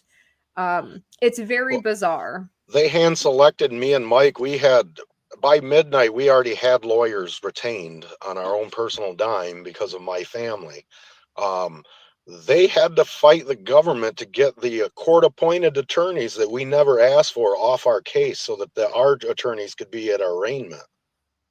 I mean, it's crazy. You got to wonder about those court-appointed attorneys. Who are they working for? Well, Exactly. They all probably do coke with the judge in the back room before trial, I'm sure, because they're all in on it. There's no way around it, but. Yeah, I mean, this is kind of, what we... It's not out of the realm of possibility there, This is what we experienced, and all of the guys who had court-appointed lawyers all ended up going to prison. They were all walked into these lengthy prison sentences, and it's a shame. The state guys, for example, who were tried in Jackson County before you guys were for the material support, right? So they were the ones not facing federal charges. There were 6 federal. There were 8 state defendants. There were 3 out of Jackson County: Joe Morrison, his father-in-law, Pete Musico, and Paul Beller. And at that trial, so this is right after the first 2 federal trials. The first one ends in 2 men being acquitted and a mistrial on Adam and Barry. They retried Adam and Barry. So it's basically, we lost the trial, so we're going to redo it and pick a better jury meaning they decided a more diverse jury would be better for them to frame these guys as white supremacists and all this other nonsense. So Adam and Barry were convicted, and at Jackson trial, right after Adam and Barry's convictions, because remember, you can't charge the state guys for providing material support to terrorists if you don't have convicted terrorists. They had to get Adam and Barry in that retrial first so they could get these other guys at the state level. Well, at their trial, number one, they were told they weren't even allowed to say the word entrapment. So you literally cannot you can't do a legal defense. Entrapment is a legal defense. This is long established. They said, no, you actually can't use this defense, which is literally what happened. So you don't get a fair trial. But then they also had this nasty prosecutor, Dottamani, who was head of the hate crimes division there. Oh, no. She was a real piece of work. She'd get up there and say, convicted terrorist Adam and Barry. They were talking to these convicted terrorists, but these guys couldn't say Brandon Caserta was acquitted. Daniel Harris was acquitted. They would use videos of Brandon and say terrorists. And I'm going, what in the hell? He has been acquitted, but they can still maintain this lie in these trials. So these trials aren't real. And I've had people say to me, well, some of these guys were convicted, some were acquitted. So, if they were convicted, they must have done something. And I'm like, no, you don't understand. This is not a real trial. It's not real. It is a kangaroo court. It is completely managed by the government. You cannot introduce evidence. You can't call witnesses. They will lie. They'll fabricate evidence. They will twist things. They'll splice recordings together. They will do all kinds of crazy things. And then this is the trial record that is used for the appeal. You can't even properly appeal your case because it's based on what's in the record already. And none of this stuff was allowed in the record. Hello? So it's just completely unfair. And for people who would just assume that because somebody's convicted, that means they're guilty is an incorrect assumption. So there's so many bad convictions. And when you look at what their MO is that 98% of their judgments are money judgments, and they take 18% of that to go into their retirement and to fund the things that are behind the judges and the attorneys and the prosecutors and all these people that are part of the system. It's unbelievable. Unbelievable. Another cancer that needs to be ripped out by the roots. I don't even know what to say, Yeah. No, and that's the thing about like all these cases in general, they practice run it. Like, to me, a mistrial on its own, the government didn't provide enough evidence. They couldn't get you, right? It's still double jeopardy on the next trial because all they do is continue to retry you. It doesn't matter if you have 100 mistrials. They keep working away at it till they can find the right person and the right jury and the right formula to finally get you guilty. So yeah, until they it's get still the double outcome jeopardy. they want. Yeah, it's outcome. We didn't get the outcome we wanted, so we just keep trying until we get the outcome we want. That's not justice. That's not fair. It's not a fair process. It is a violation of double jeopardy. Retrials shouldn't be allowed because the problem with that is you already know what the defense strategy is going to be, and it gives you an advantage now at the retrial to preempt all of it, right? Which was what happened with Adam and Barry's retrial. During that first trial, it was a revelation that 12 informants were used, that all of these things happened. At the retrial, they just admitted these things and then made up an excuse for why they did it to deflate the idea that this is outrageous. They're like, well, yeah, we used a network of 12 informants and 2 undercovers because we had to get terrorists, and it's just like, oh yeah, we planted evidence on Barry so we could seize it later when we arrested him. Duh. It's just like, what is even happening here? And then also, they didn't, despite their best efforts, they did not actually pick these guys up on the pole cam that they installed on her vacation property when they had them go up for the second recon. And they were saying, oh, driving this way, we've got good low light ambience. They still didn't even get them picked up on these pole cams. So the FBI created a reenactment video of what would have happened. And then they were allowed to play that as evidence in the trial. This fake video that they made. Like, they produced a little short film of this is what it would have looked like. And I'm just going, what? Is this real life?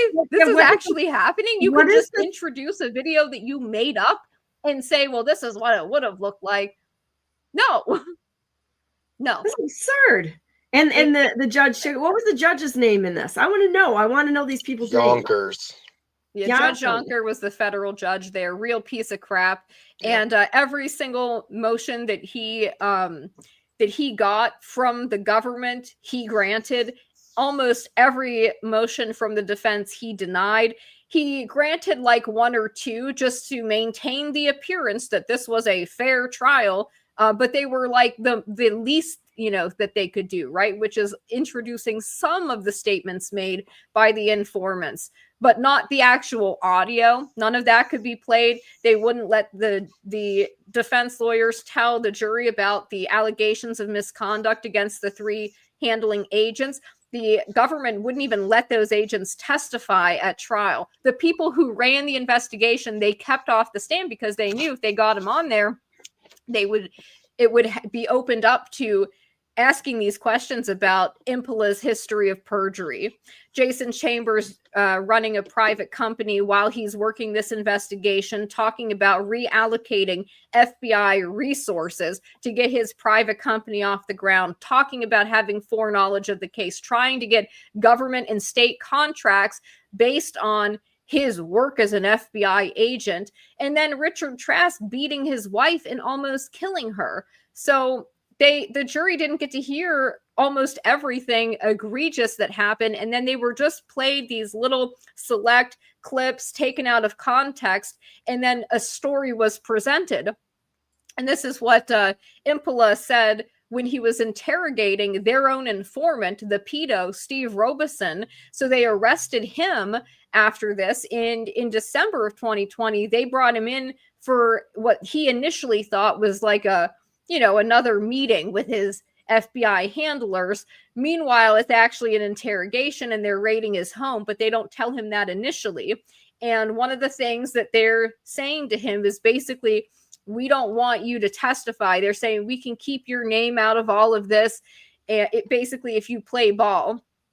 And throughout the course of that, one of the things that Impala says to the informant is he says, we have a saying in my office, don't let the facts get in the way of a good story. And that's actually how the FBI pursues and presents these cases, as they're building a story. They're building a narrative, and it doesn't necessarily have to reflect reality. Like Impala said, we don't let the facts get in the way. We're building a narrative. We're building a story. We can cherry pick little things. We can splice audio together. We can lie about this. We can, as Impala said, we can throw the defense into chaos. It's crazy. And in that recording, that's not justice. No, and in the recording, they actually threaten their own informant, and they're telling him, they bring up 5 areas where they say are pressure points. Part of that is the illegal activity they allowed him to commit while he was in their employment and being monitored by them. And so they tell him, like, we're raiding your house right now. Give us your phone. And he has to agree to turn over his phone. And it's just crazy. And then they make him sign an NDA. So does that sound like these agents believe they did the right thing, or that they had the truth on their side? You have to pressure an informant to sign a non-disclosure agreement. First of all, how common is that? That's a question we should all be asking. That's very common. That's very common. They want to shut people up. Yeah. Well, when the first time I had met Steve Robeson, he was carrying a gun on his hip.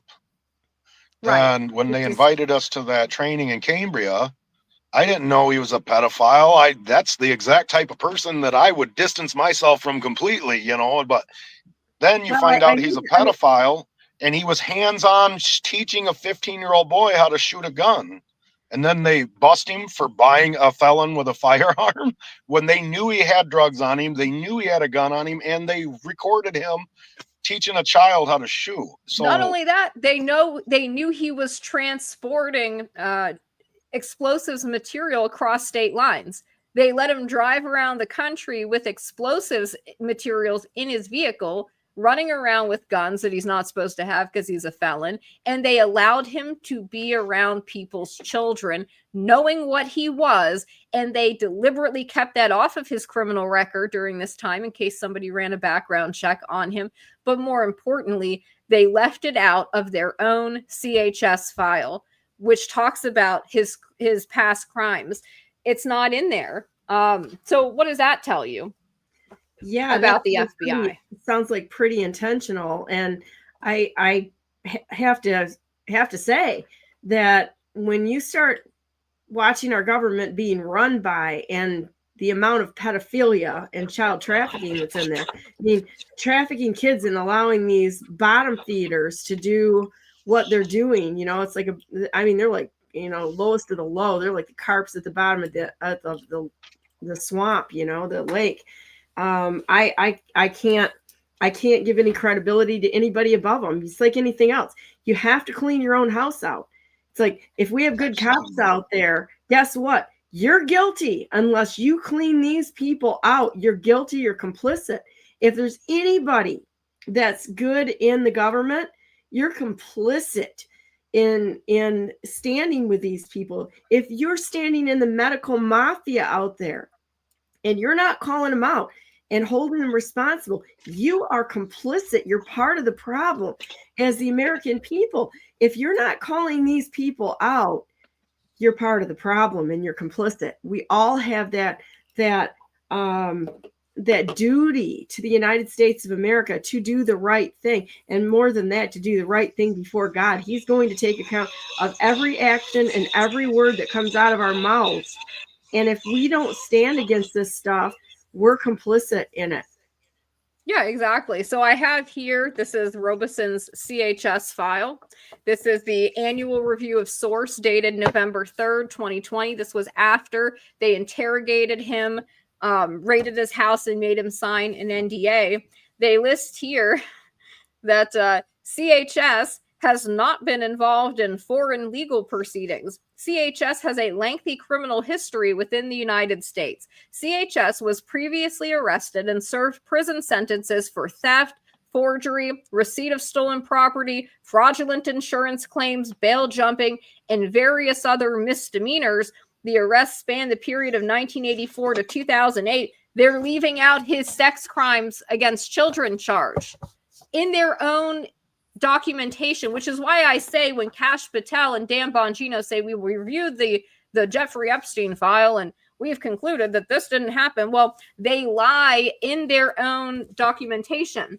In their documents, they will keep out information that, by the way, you can find. This is publicly available information now. It's been put back on his criminal record, but I think that this is just amazing that they can do this stuff. And then the FBI, one of the other things that they do is that they do not record their meetings with these informants. They don't record their interrogations. They fill out 302 forms where they take notes and then they type up a transcript of what happened based on these handwritten notes. This is outrageous. It's ridiculous. The FBI does not have to wear body cams like local law enforcement does. And I think that that's crazy for the world's premier law enforcement agency to be relying on notes written by an agent. It's all part of their crime syndicate. It's all part of the crime syndicate. Mm-hmm. Yes. I'm just so shocked. I mean, it's this story just gets worse and worse and worse every time I hear more details about it, about the lengths that our own government went to set up and attack Americans. I'm going to say 9/11, same thing. It was absolutely an inside job and a setup. Yeah. Oh, yeah. Every one of them cases are, you go back to Ruby Ridge, Waco, Texas, the Oklahoma City bombing. There's all sorts of crazy shit in every one of them, and the FBI just so happens to be involved with. Look at some of these school shootings where the FBI is involved, and before local government can actually look into it, the building's tore down. I mean, that says a lot, and it says volumes about where our government's at and what they will do to their own people just to get a story so that they stay relevant. Well, I think that what they're doing is they're getting a story to make us look in certain groups to look bad. They've done it over and over again. It is to control the population and to create these false flags and everything else so that there's something to be afraid of out there, so that we do not, get together and say, no, you're breaking the law, and hold them accountable. And I don't know, with the puppets that are in office right now and the ones that they always run, because it's just one big happy criminal family that supports each other. Yeah, it's sad. It is sad. We still, like I said, we still have 5 guys in prison. We've got 3 of them in state prisons in Michigan at high level, level 4 security prisons that they're being, denied the ability to really contact anybody. We have Adam and Barry at Florence Supermax, and they're being, denied the ability to contact people. I mean, Barry, they mess with him all the time. I have power of attorney for Barry. We're supposed to be able to communicate with each other. They prevent that from happening. And then you can try to file what they call an administrative remedy. That is seen here. Barry tried to file one of these. and this is how they handle it. So they had withheld mail, and they reject his administrative remedy request, saying, you did not attempt an informal resolution prior to submitting a request for administrative remedy. Like, what does this mean? And he writes, these are copies of the struggle just to get the right to have mail. I have much more, including being denied the ability to buy stamps. I am being denied the ability to possess the criminal complaint and indictments used against me, which I need for my appeal. And this is what they do. Man, So I tell you what, anybody in jail or the prison system should probably start studying the law while they're in there, and just write like there's no tomorrow. yeah, half of them, though, aren't even allowed access to law libraries. That was an issue we had. I had to order the guys' law books from Amazon and have it like sent to them, because they weren't even being allowed the ability to do that, or they're not even allowed to see their own paperwork, which is just outrageous. Their own legal documents to prepare for their appeal. And I would add, at the end here, that Adam Fox, the guy who was framed as a ringleader, Adam and Barry just lost their appeal at the Sixth Circuit. Well, Adam's lawyer, his court-appointed appeals lawyer, never reached out to him, did not try to have a legal phone call with him, which he had the ability to pursue. He could have called him at any time. He didn't go visit him. He didn't ask for his input on the appeal. He did not appeal one of the charges, which was the WMD charges. So now the Sixth Circuit has ruled, since he didn't appeal that, he's forfeited his right to appeal it in the future. This lawyer did this to him. So let me get this right. The lawyer didn't even consult with, so they're basically running this kangaroo court on both sides with no input from the actual defendants for their own appeal. And then they make it look like they're appealing something. Oh, we just forgot to appeal the WMD charge. No, you didn't forget. This was done on purpose. And he had the ability, by the way, these court-appointed lawyers are billing the government, so he could have driven from Ohio to Florence, Colorado to meet with him to have a legal meeting. They have a separate phone. It's a red phone for legal phone calls. He wouldn't use that. Then the mail that he was sending him, he sends things a month after he already filed them, and he never sent his legal documents legal mail. So legal mail, when it's marked legal, they cannot open it. They have to bring the inmate in, and then they watch them open it up just to show that it hasn't been tampered with. He was sending this regular mail, and they put pauses on it. So it would be maybe a month or 2 months after it arrived that Adam would actually get it. So he's not having any ability to even participate in his appeal. His lawyer doesn't call him until 1 month after he loses his appeal. He finally calls him and says, oh, well, I guess the next steps would be filing an appeal with the Supreme Court. And Adam's like, wait a second, you're calling me now. Why couldn't you have called me before so I could participate in my appeal? It's sickening. And so Adam right now is in the process of trying to fire this lawyer. But because so much time has gone by, he now has only, I think, 30 days to fire this lawyer, to get a new lawyer to file his next appeal at the Supreme Court. But they'll have to get an extension, because it's going to be another new lawyer, new to the case, has to familiarize themselves with 16 terabytes of discovery and all of the entire record, which is 2 federal trials, 2 state trials, and now an appeal at the Sixth Circuit that has been lost. So they sabotage these people. They literally give them a lawyer, court appointed, who sabotages their case, but makes it look like they were trying to do something. And it's just to provide the appearance that this is somehow they're getting due process, or that they still have rights. No. And people need to understand that this is happening in America. This is Soviet level, Stasi level, East Germany. This is what's happening. And if it happens to one person, it happens to all of us. If they can do it to Adam and Barry, they can do it to you, and they will, especially if they get away with it. And so this is why we have to fight to get these men out of prison, to get an investigation into this, to overturn these false convictions. And I'm hopeful that this new Trump administration will do that. I may not have faith or hope in Kash Patel or Dan Bongino, but I do have hope in the actual Trump administration, that the president is a compassionate man, that if he gets the information, he will have mercy on these guys and grant their pardons. And that's what we have to push for. We need to push for an investigation into this, into January 6th as well. And we have to try to hold the people who did this accountable, because if they're not held accountable, they will continue to do this in the future, and more people will be victimized. I really believe that, back to the Trump administration, I believe that all of these guys are not playing, they're playing like 5D, 12D chess out there.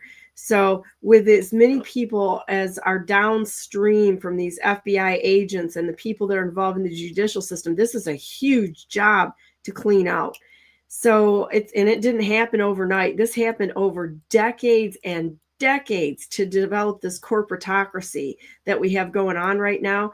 So I give them a little bit more leeway, though I may not like the way they see it, that at face value that I'm seeing. I'm kind of just like, I'm just going to sit back and let them work through the process. I agree with you that I really wanted to see this come out and see some arrests. I really do. But what if they're playing a game here, not just to get the ones that are at the top of the food chain, but get every single other person all the way down, including the judges, the FBI, the informants, all of them, get them all, because it is my belief that unless we clean this entire swamp up, it's like leaving one germ on a surface, or two. They're going to reproduce, because it is a cancer. Unless you cut the whole thing out, we lose. They're going to have to cut this thing out top to bottom. And, whatever we can do to stand by them in order to get this job done, and not half-ass our way through it, but to clean them all out and sterilize the entire government from the corruption that's there. We're going to lose. They're going to come right back again. So I agree with how you're feeling with this, because I do too. But I'm also thinking there's probably more to the story, and that, we got to let these people work through the process of this. And if they don't, then guess what? They're next for us to hold accountable. If this doesn't get accomplished at some point in time, we're going to know it. We're going to know it. Exactly.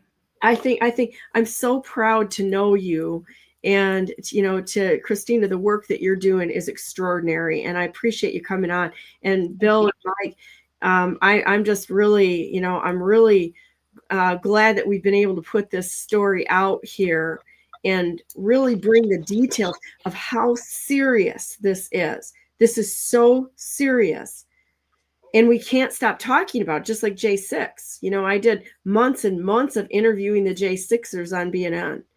And I did it to document it so that people could know for the future what happened. We are going to have a documentation of this, just like we're doing right now, so that this can never die. The stories of what they've done can never die. The crimes they're committing against the United States of America, these parasitic vermin that have been placed in the seats by globalists, the corporatocracy, and it's both fascist as well as communist.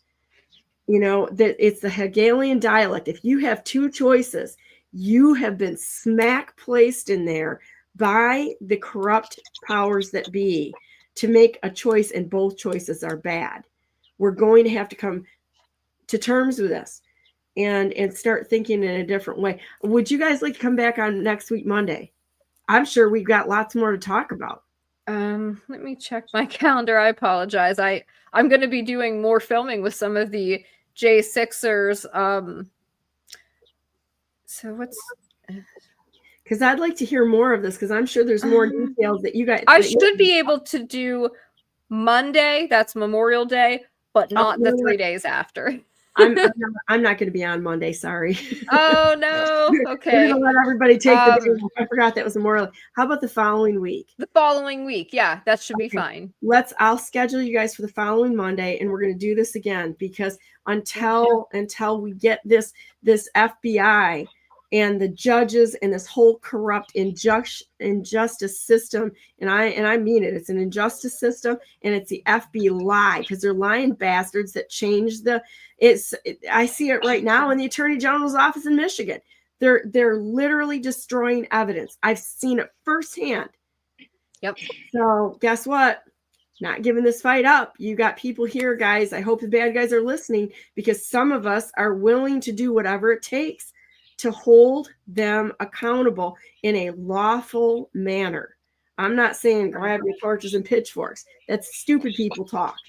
It's like, hold them accountable, and we can do that by continuing to talk, never forgetting what they've done. Pound the point until we see some behavioral changes, and that everyone in the state knows exactly what's going on. It's going to take all of us standing together to do that. Well, I appreciate you guys coming on today. Thank you so much. I'm going to go to my next interview. Do you have any last words, either one of you? And I'm going to take about a 1-minute break. I'm just going to encourage people to watch the trailer for my documentary on this case if you want to learn more about it, if you want to follow my work and learn and get updates about when that's going to come out. It is kandkfilm.com, the letter K, ANDK film.com. You can watch the trailer there. There's also a tab that has the guys' addresses if you want to write to them while they're in prison. I know they love getting letters of encouragement. I just ask you to not talk about specifics of their case. Just keep it positive, keep it faith focused. They love getting letters. I know that's super important to them, to keep their encouraging them. Yeah, exactly. And you can also get merchandise for the film. You can get a K&K hat, hoodie, shirt there as well. So, well, that's fantastic. Well, thank you guys for being on so much. Bill, did you have anything else you want to say or not? No. I just want to let Christina know, the first time I did the interview with him, we played both your trailers on here. So some people have seen it already too. So yeah, I had it before you came on. Yeah, the Shelley and Bill and Mike, we played both of the trailers on here, and I thought you've done a really good job. And I'm just so honored to stand and talk with people that do extraordinary work like you and are brave enough to step forward and challenge them. Challenge them and make them have to face the crimes that they've committed. The thugs, we'll call them the thug squad within our own government. They're past swamp. They're a cancer, and they're a bunch of thugs. So anyhow, you guys have a great day. I'm going to take a 1-minute break, and I'm going to be back with Daniel and Richard. And I'm excited about this interview. It's going to be awesome. So I'll be right back. Have a good day. Bye. Bye, guys. I'll be right back in a minute.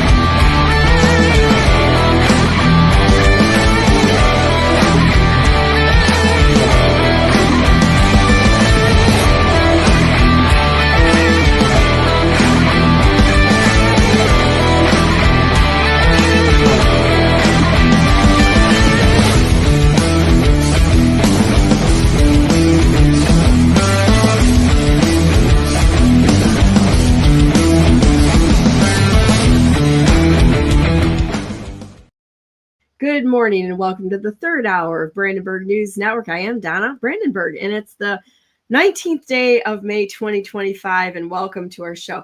So I want to give you a little bit of background with my introduction with Daniel Richard. Okay, so I was at the National Constitution Party Committee, and Daniel was one of the speakers. And I'm just going to tell you right now, as chairman of the Constitution Party in Michigan, which is the U.S. Taxpayers Party, which we should be able to administratively change our name, but the obstructionists in our state have decided to make that difficult. So we're having to come to terms a different way on that right now.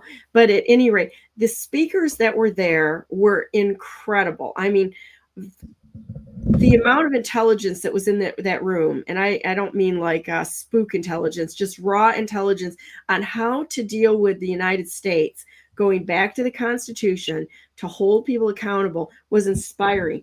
And enter in Daniel Richard and the fact that we're both fighting pro se in the court system.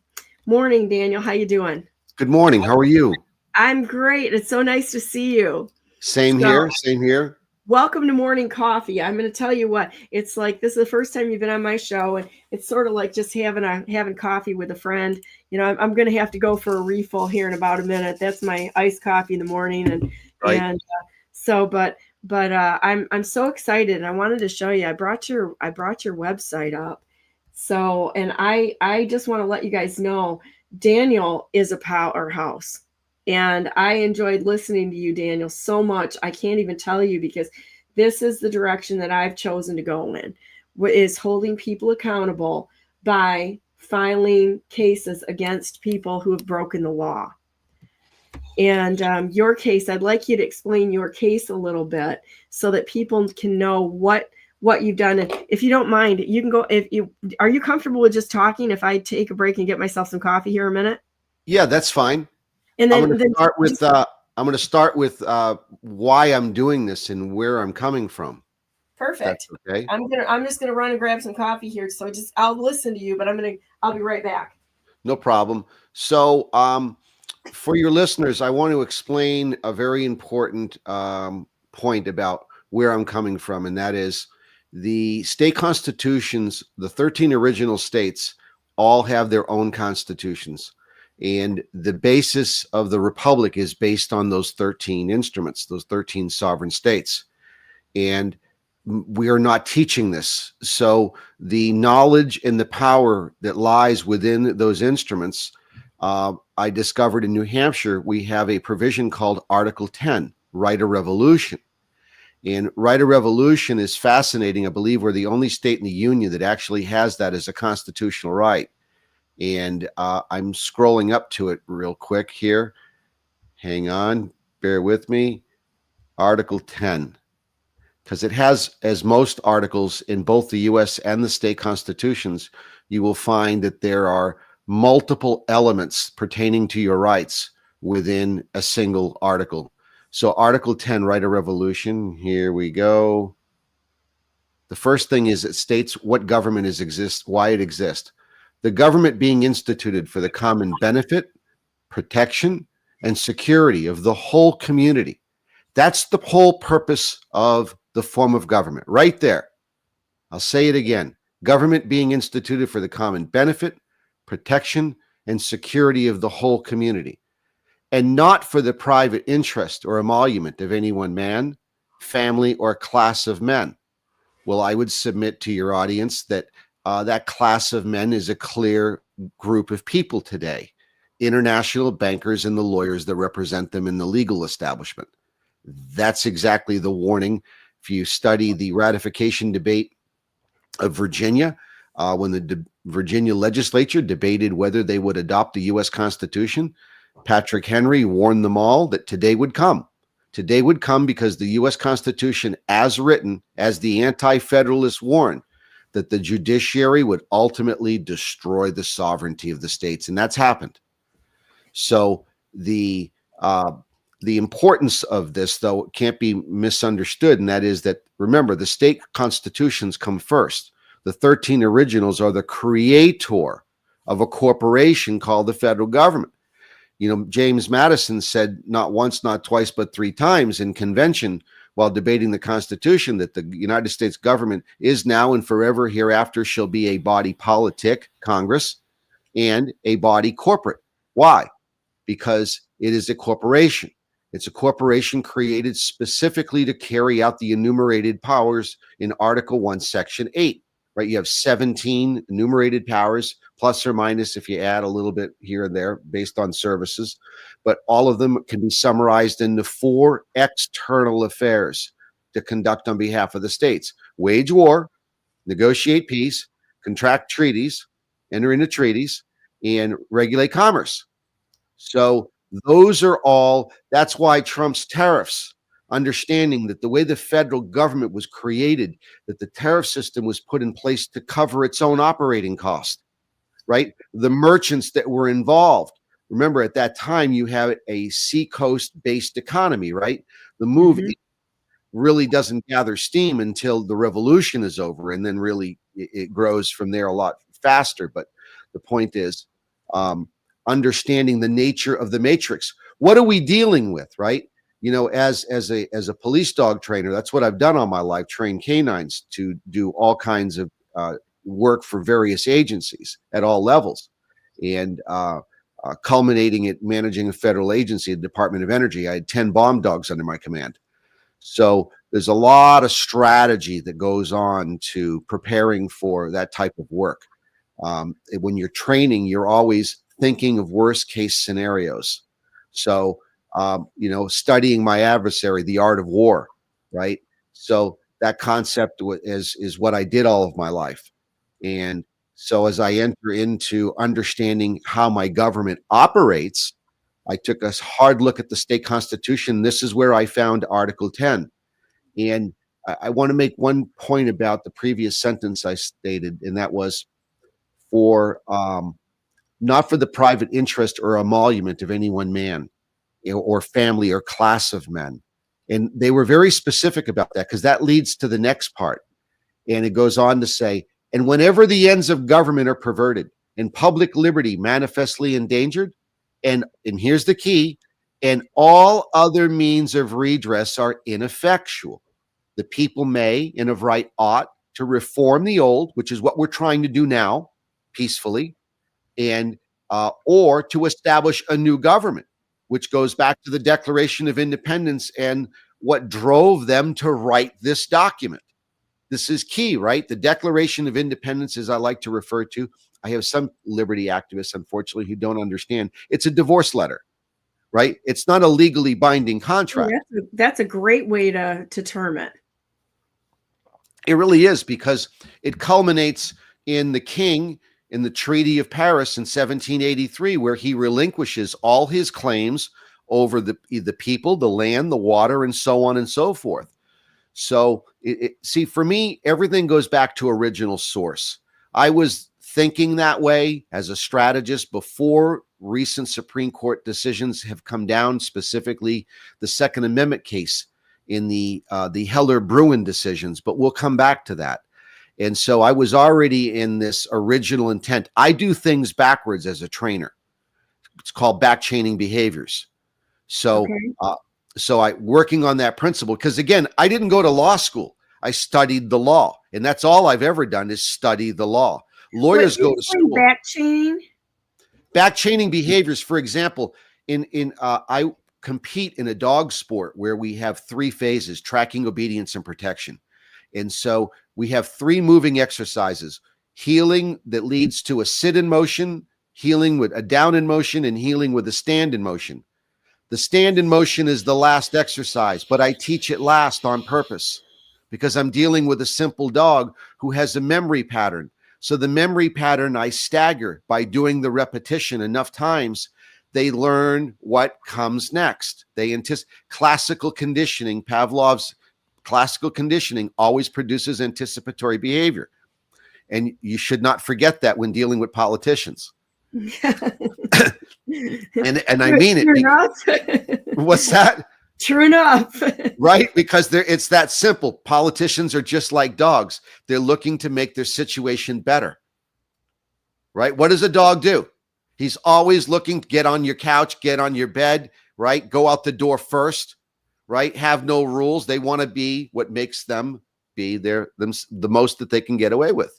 And that's what a dog does. Same thing. Oh man, do I love that analogy. That's like freaking beautiful right there. But again, my background, right? So as I said, I think with the speech I gave, and that was that lawyers go to law school to learn the practice of law. And that was never my intent. I didn't come to this with the intent of practicing law. I uncovered that my state government in the state constitution not only provides right of revolution, but let me finish that point. When all other means of redress are ineffectual, well, what are all of those redress processes? begs the question. You have to think about that, right?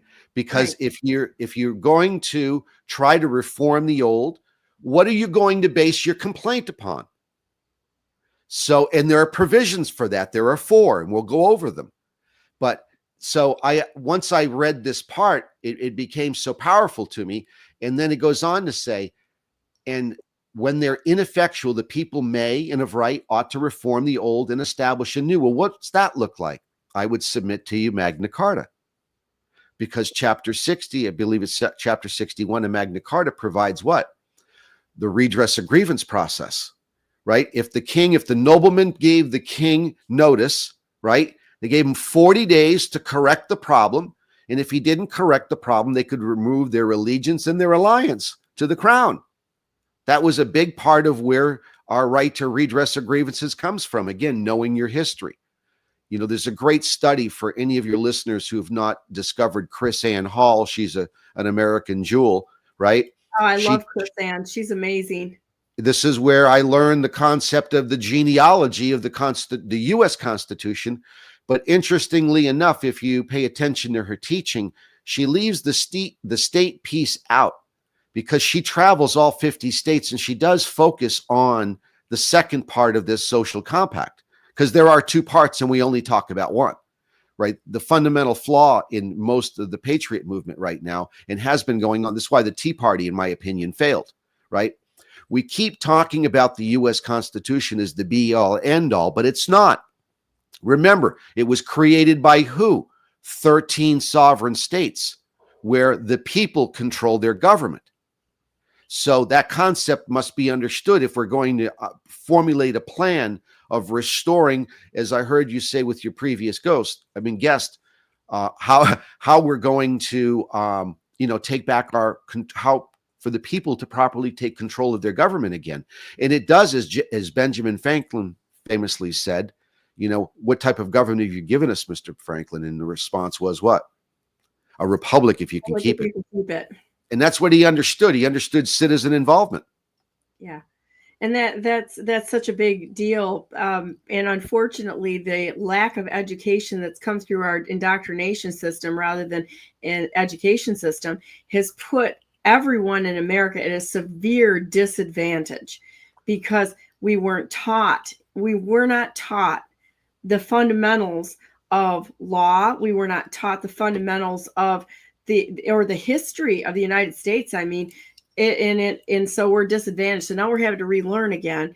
The process with Donald Trump being, our President Trump being in office, is that we've had to confront a lot of things going through the nonsense we've seen in the past, 10 years, acutely before that.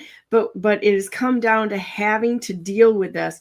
And people are learning to critically think, to question everything, and to go back and relearn what we missed. No, you're absolutely right. And so when I discovered, back to Article 10 here, once I discovered this, then I realized, okay, if I believe that the judiciary is broken and our form of government is broken, and I believe that wholeheartedly, and we'll get to that, is that knowing this, remember I said, what are the 4 ways by which redress of grievances can happen? Well, under our state constitution, it's reserved under Article 32. And what's unique about New Hampshire was the first of the colonies to write a state constitution. That happened on January 5th, 1776. But it was a highly flawed document.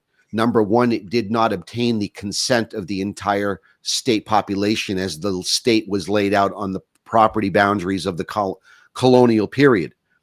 And so it was the local merchants who had grown rich off of moving here and prospering, working in hand with the crown. And so all of those men realizing because remember, the Declaration of Independence and the Revolution didn't happen in a vacuum. It began in 1620, right? They landed at Plymouth Rock. It was the second boat to hit the North American continent, fundamentally, for the purposes of this story, right? So when they start with the Mayflower Compact, that leads to 150 years of colonial rule. And what will happen is they'll bring their practices with them. You know, we have a famous saying here in New Hampshire: don't move to Massachusetts, people who love to move here because of the better freedoms of liberties, especially on Second Amendment rights. But anyway, don't move here and mass it up. Yeah, right. It's like everybody from California that moves away from California out there and goes into some of the other rural areas and wants to bring all of the regulations and rules and the with them, and it's the other states up. You know, if you're going to be a commie, stay in your little commie central if that's what you want. But we don't want any part of this. Right. And, you know, that's part of, I don't know who's knocking at my door. I live in the country, so I'm just going to ignore them. Probably a delivery driver. Anyway. God knows. So, yeah, so this leads to, they land here. And so 150 years goes by. And so all of the harms that are known as a problem, in other words, the reason they leave England follows them there, right? And we see this in the education system, which is important to my story. Understanding the nature of education, what is considered public education. See, what they established then, who were these people in New Hampshire in that colonial period? They were Puritans. They were living out the Protestant Reformation. We can't forget that. I don't wear my faith on my sleeve, but we can't ignore that element, because it's a critical piece of the crisis that we're in right now, is understanding that public school, why was reading, writing, and arithmetic the primary basis? Was so they could read the gospel. They were teaching Latin, they were teaching Greek, and these elements. But those problems, again, came to Massachusetts. So they would leave Massachusetts and move north to New Hampshire within that first colonial period. And during that, they started to change our education system, which gave us our first two major public institutions that are now private schools, which is Exeter Academy and Dartmouth University. Both of those institutions were created under the colonial rule. But either way, we get to this revolution. We can't take it anymore. We know the rest of the story of the Declaration of Independence. It leads to a revolution. We prevail. And then they set about writing new forms of government. During the revolution, Virginia was what followed New Hampshire to write the second constitution. And this put in place, again, if you want to know what the U.S. Constitution says, read those 13 originals, because then you don't have to rely on who? The court, because the court often has to give decisions based on the arguments and the nature of the complaint before them. I have found that the unethical attorneys have used this tactic to advance political agendas by moving litigation where both sides are arguing colorable law. I know you know what that means, right? The illusion of authority, of state authority. And they are both there arguing that, you know, the attorney general is saying, hey, our unconstitutional law, our colorable law is good enough, because they're using deception to make those arguments because of previous bad precedent. And then having the ACLU saying, no, we want it more colorable. We want it to be even more unconstitutional. And this gets into the harm. My whole story is understanding that we are a republic and not a democracy. And what does that really mean, right? Because this gets back into how is law made? Why is it made? And what is our redress of grievances? So this whole process gets put in place. And New Hampshire, one of the things I like to highlight to people about explaining that very thing, what is the difference between a democracy and a republic? Many people have given good examples of it, but I like to explain it this way. If you look at Canada and England, right, they are still subjects of the crown. They have a parliament. Under their form of government, their written form of government, they have surrendered their sovereignty to their parliament. Their parliament, under that democratic process, represents them in their best interest. And let's see how well that's working for them right now, because it's not working for them very well. Mm-hmm. Because you have these globalists who are now trying to force multiculturalism. Remember, I said earlier, we're going to return to the conversation of morality. Who's going to decide morality? Why it was important to understand that the Christians who settled the original 13 states and the importance of that. because they were trying to live out, again, the Protestant Reformation as they saw fit. They did not want to have the tyranny of the Church of England and the abusive practices of the Roman Catholic Church. I'm a former Catholic, so don't beat me up on that.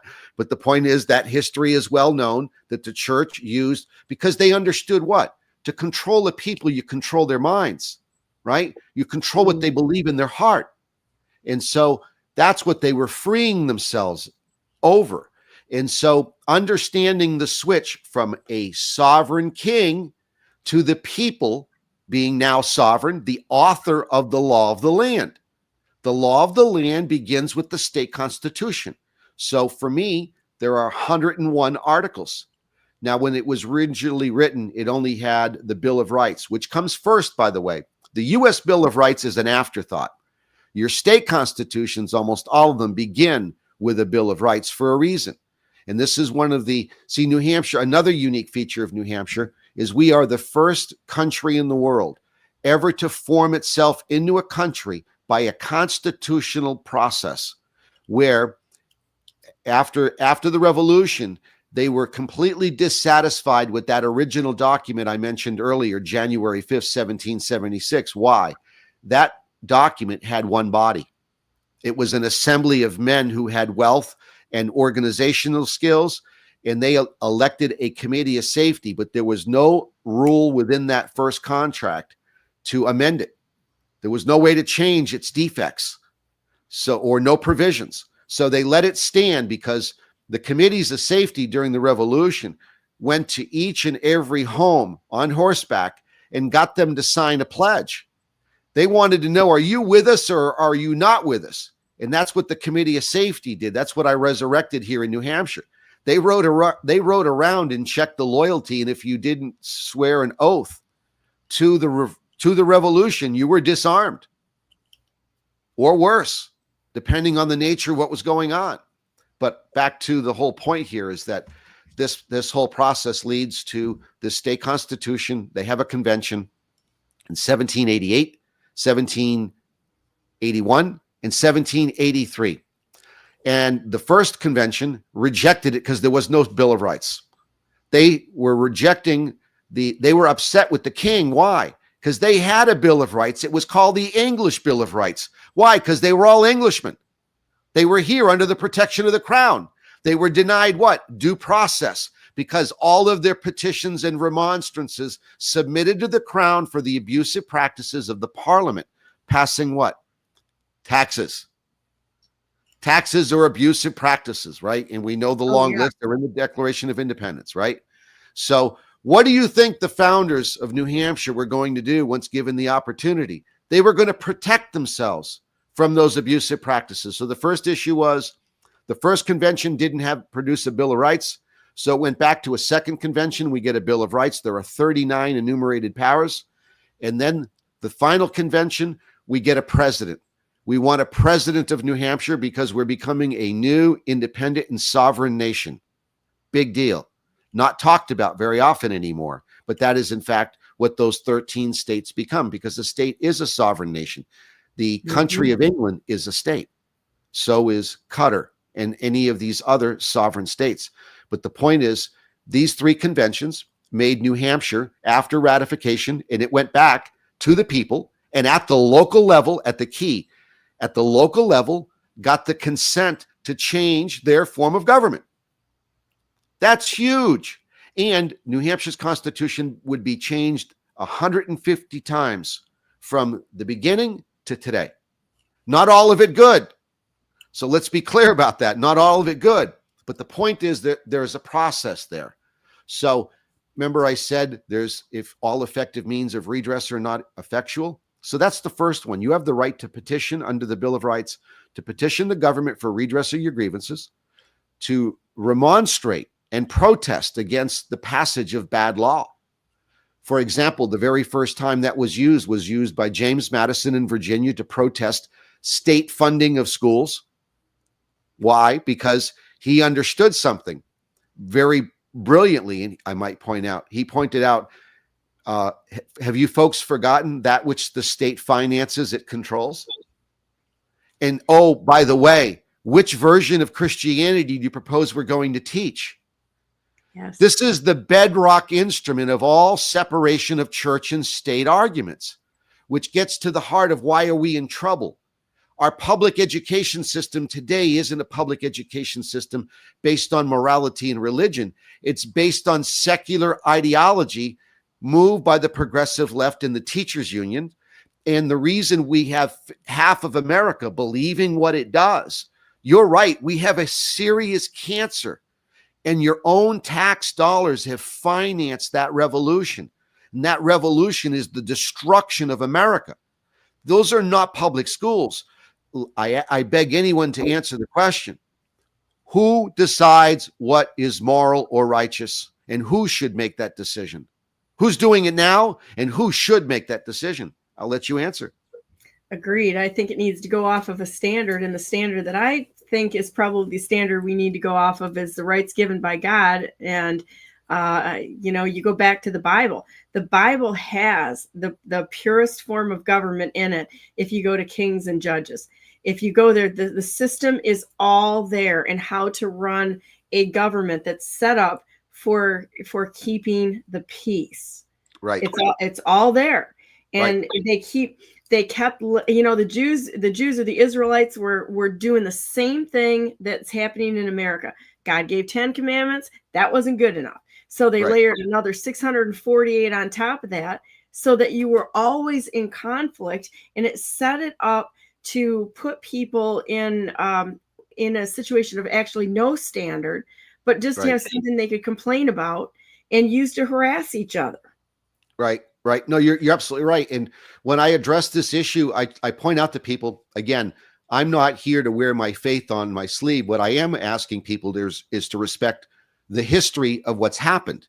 And the fact of the matter is the common law is predicated on, right? Because a lot of times the conversation leads to other things, explaining why it's more important. And that's my point in getting to, in 1783, the New Testament was 1700 years old, right? And so what do we have? If your only takeaways, if you are secular minded, if you're speaking to a secular audience, and the two takeaways for sure are, one, history of human species as a recorded instrument is probably the best, most accurate record we have, right?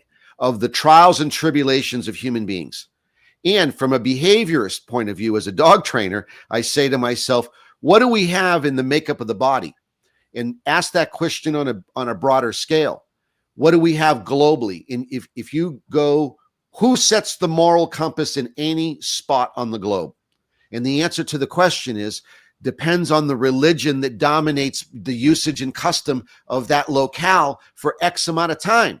So as you move around the globe, each and every society is, in fact, in some variation or another, their society, their moral fiber, what they believe in their hearts is predicated by the religion of that society, right?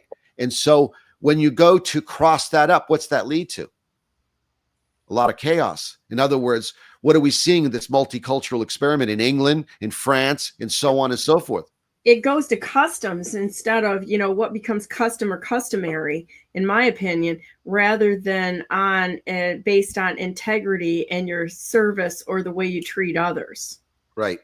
And so then they can justify anything by customs. It's like, it's like you get into the amount of Satanists that are out there right now, and Satanism, that is just huge. And then they justify that, and they justify all their behaviors around that. Well, it's exactly right. So that's exactly the war, right? The war against good and evil is that you have a document that's thousands of years old that it's a history book, and it has a rules. It has, I love the acronym Bible, basic instruction before leaving Earth, right? Oh, I love to study Proverbs. And so I find a tremendous amount of guidance in Proverbs. And I try to read one a day based on the calendar. And it forces me to stay on schedule. And so my takeaway from it is the importance of the wisdom of the scripture, because it guides people in the function of their lives, whether you don't like it or not. And the evidence of ignoring those principles are today. Simple. Yeah. Those principles, what would you rather have? Those principles that guide our society, where morals and values are taught as part of a child's education from birth? Or the radical leftist progressives doing what they feel? So in other words, your morality is based on your feelings and not based on any type of reality other than your selfish, out of control behavior. So we talked about that on the first hour of the show today, on the switch from going from logic to going to emotions and right. having emotion based. Well, the problem is that if a person makes a decision based on emotions and all logic is out of it, you are going to be blown around by whatever new doctrine is coming in front of you, or policies or ideology or anything like that, just because you think that in a way they've kind of demonized history and made us try to make us believe that they were ignorant. They're so much smarter than we are now. It's incredible. We look back historically and go, why can't we do what they did then without having all the automation and such? It's like, no, they were smart. They lived with the land. They understood how the world worked.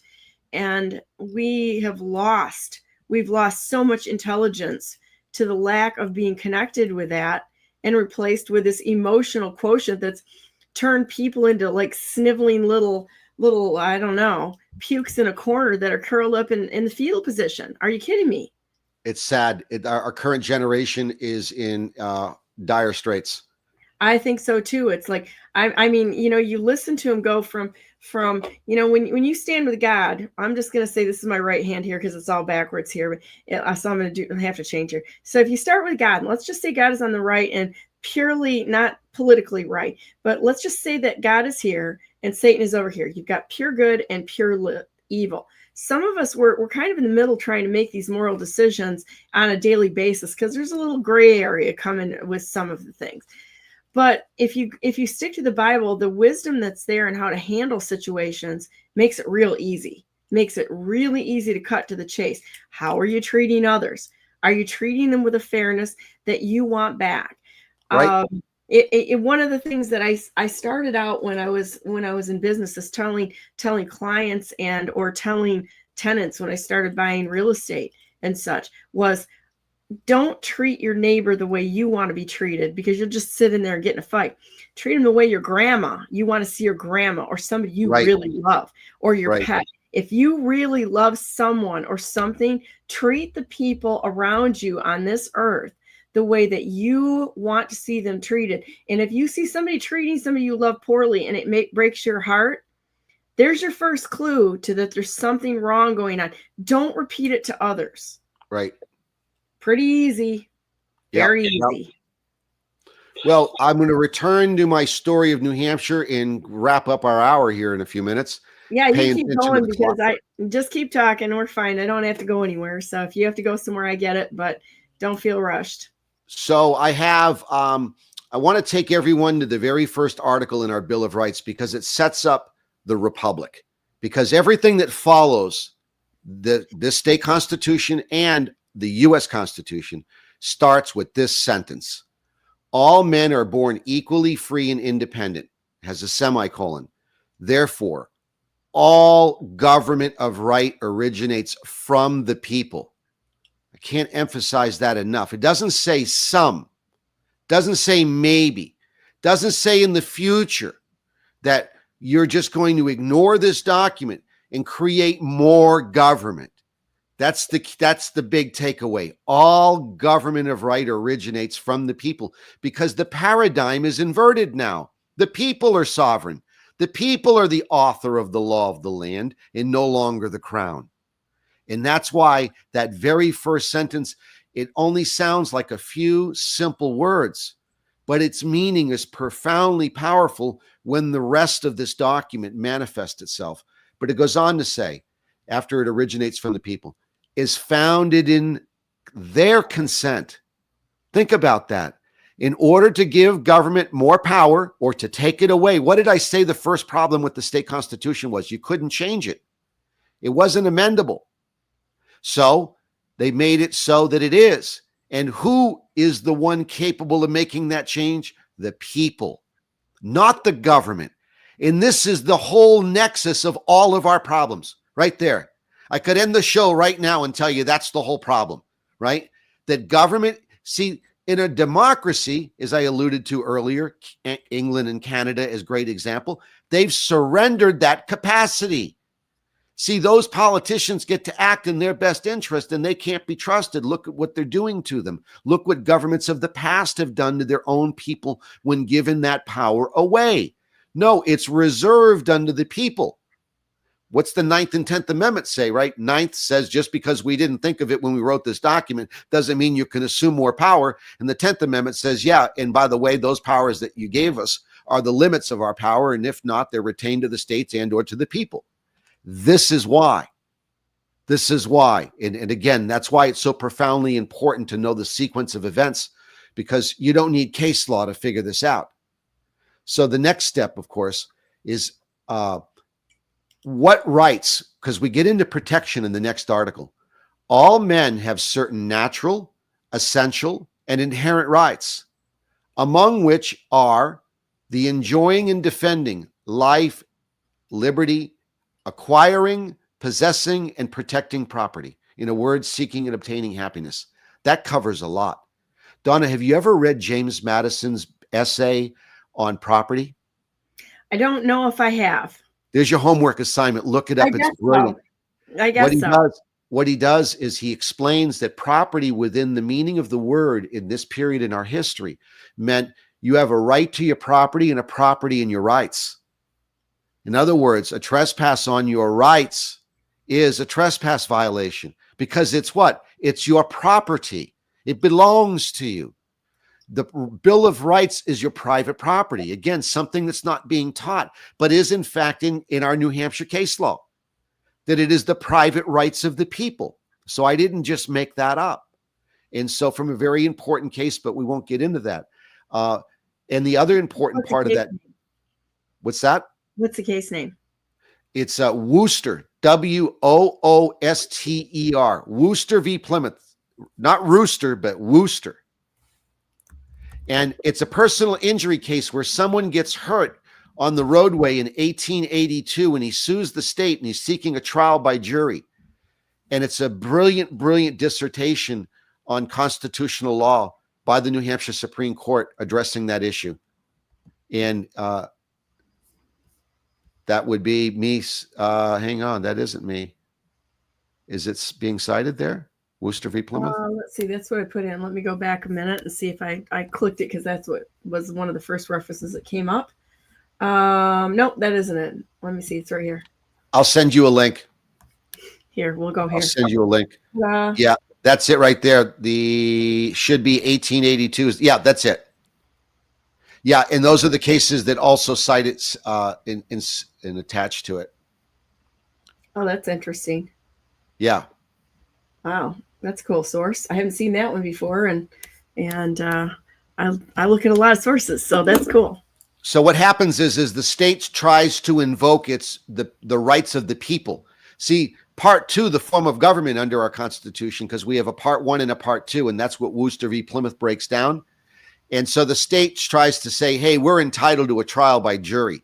And the court says, no, you're the government. You're not entitled to a trial by jury. That right is reserved to the people because the rights of the people belong to the people, not to the state. Big deal. That's a big deal. So back to this point here. So natural, essential, and inherent rights. So I always ask my audience, who gets to do the enjoying, defending of your life, liberty, and property? You do. Right? It's for you. It's not for the government. Again, why was there a militia? Because the people were going to protect themselves. We didn't want what? Standing armies. Sound familiar? Oh, yeah. So this is all part of understanding the true nexus of the real source of authority, because all government action today is a perverted so that they've circumvented the function of both our state and federal constitutions. And they've done it by influencing judges over the last 150 years or more, really from the beginning. I mean, you look at the Alien and Sedition Act, because what was it? John Adams didn't like being called fat. Local reporter, he had him arrested. But anyway, so yeah, that's the big point I want to make out here, because I'm going to close with the following two pieces. Enjoying, defending, and life. So that belongs to the people, right? Now, the next part is, I want to go to the last sentence, and then I'll tie it with the contract. The last sentence in our state constitution, which is now 101 articles, is a fascinating reinforcement of the very first sentence. And I'm almost there. Almost there. At the very end. Here we go. Provided that no alteration shall be made in this Constitution before the same shall be laid before the towns and unincorporated places and approved by 2/3 of the qualified voters present and voting upon the question. The question is giving the government any more power. Period. I'm going to prove it to you. So Article 12, back to the Bill of Rights. Article 12 is your contract. People say, how do they have any authority over you or your life? And how do they have authority to pass rules and regulations that clearly conflict with any of your rights? And so here's the proof that they don't, that fact is reserved to you. Hang on. Article 12 in the New Hampshire Constitution says the following. Right here. Every member of the community has a right to be protected by it. That's why I went to what are your rights, right? Protecting your rights. So now they're going to talk about what you get as a taxpayer, okay? Because there's a quid pro quo here. Enjoy every member of the community. So that would include women and children and those who don't have voting rights, just to be clear. Every member of the community has a right to be protected by it in the enjoyment of his life, liberty, and property. He's therefore bound to contribute his share in the expense of such protection. There's that word protection again. And you can take this to the bank. New Hampshire case law on this article. The state loves to quote this portion as your duty to pay taxes. So you can take this sentence, what this means to the bank, what I'm telling you right now, because it's entrenched, because it's true, right? This is the article that says you have to contribute his share in the expense of such protection. Well, I would submit to you that protecting your rights is the whole purpose of part one. I mean, part two is the reason it was created was to protect part one, right? Because they had the common law. They didn't need all these new rules and regulations. And how do I know this? Because this document that I'm reading from right now is the early state papers in the first 4 years of the New Hampshire legislature. It's 900 pages long. You want to know what the legislature meant when they wrote this document? 4 years of the House and Senate journals are there to read, which is what I read. It's why I know all of this stuff, right? That's why I read every election law the state legislature ever wrote back to the colonial period. So I know why the elections, why the changes were made, more importantly, and how they achieved them. But we'll talk about that next time we get together. To finish up this point on the protection. So you got to pay and or to yield your personal service when necessary. This is fascinating. Grand juries were also, when they exercise their common law function that has been stripped out of their current function, today they act as a rubber stamp for your local prosecutor. That's it. Right? It's so backwards. Under the original intent in the original law of 1792 in New Hampshire, the grand juries here did 4 things that they currently do not do. 1, investigate whatever they want once they're impaneled, just to make sure government is operating efficiently. And if it suspects that government is doing something wrong and it wants to investigate, it can do so without harming an individual's reputation and protecting that individual's identity, unless it needs to move to the next couple of steps. So if it finds that there's a minor gray area breach, it could refer a recommendation. I'll give you the state of Florida as an example of this function. State of Florida, in the turn of the 20th century, the local grand jury found that they were concerned about the local tax collector. The county tax collector was only keeping the tax dollars inside of his locked office. There was no safe. So they found a discrepancy in government protection and efficiency and made a recommendation to buy a safe, and the county bought a safe and secured your tax dollars. That's an example, a positive tool that's been stripped from its function. Next is that if someone has administratively, or a member of the legislature or a politician has in fact done something worthy of sanctions but not removal from office, could make those recommendations as well. That's who should be investigating your House and your Senate, not your members of their own staff and members they appoint themselves. That's ridiculous. That's the fox watching the hen house. Okay, it's what the grand jury is for. But that's not, we'll get to what it does now. But the next thing is, in Alaska, when it became a nation, actually put this in it, that the grand jury can remove the governor. So if it finds that he's violated his oath of office, they can use that as grounds for removal from office by a grand jury indictment.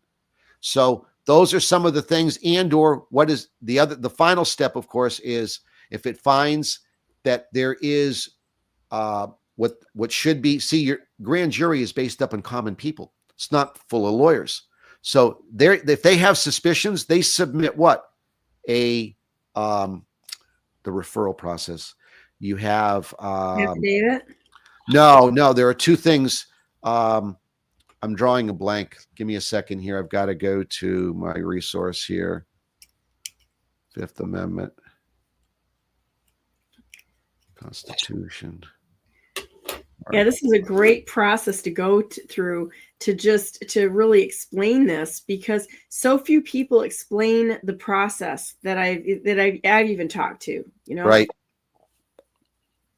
So presentment power and what's the indictment? You get a true bill or no bill, but the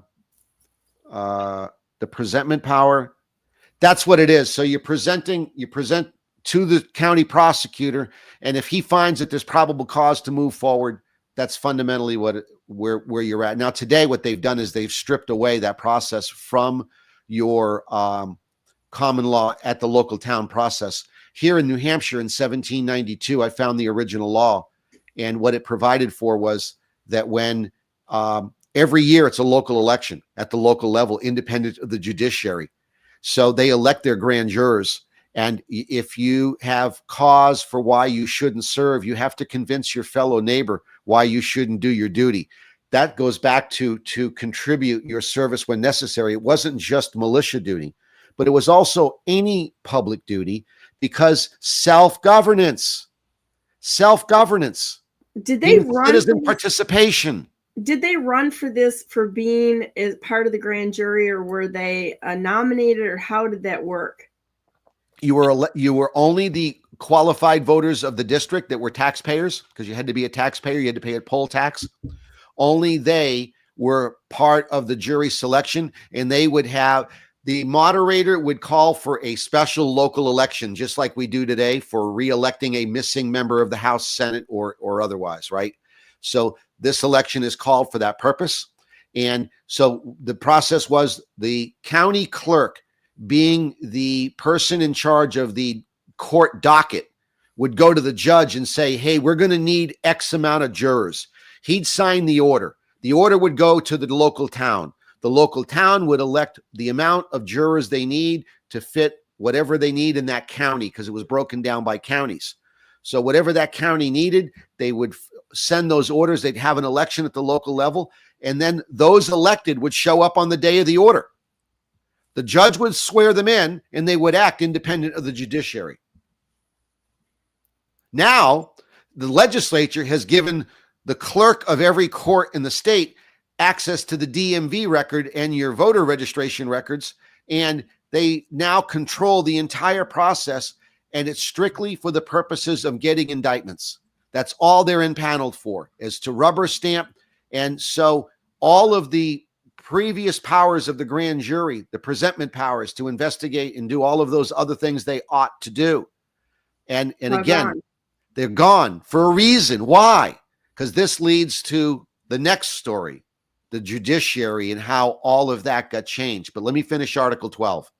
So those are examples of your obligation. So you have to pay money, you have to pay taxes, and you have to do your civic duty. Next. Now the taxing. So what do you get for that? And this is not, by the way, this is going to sound like eminent domain, but it's not eminent domain, because eminent domain would be a modern amendment, I think, in the last 50 years, where they made a 12A. This is Article 12 in the New Hampshire Bill of Rights. So this, like I said, it could be interpreted and got used as eminent domain, but it's not that specific provision. It's talking about how you pay taxes and whether you have to pay taxes. But no part of a man's property shall be taken from him for the purposes of or applied to public uses, right? Can't take from him and apply it to the public largesse, okay? So Without it, all of our taxes are unconstitutional at this point in time. So again, this is 1784. Without his own consent, who? The person you're trying to take money from.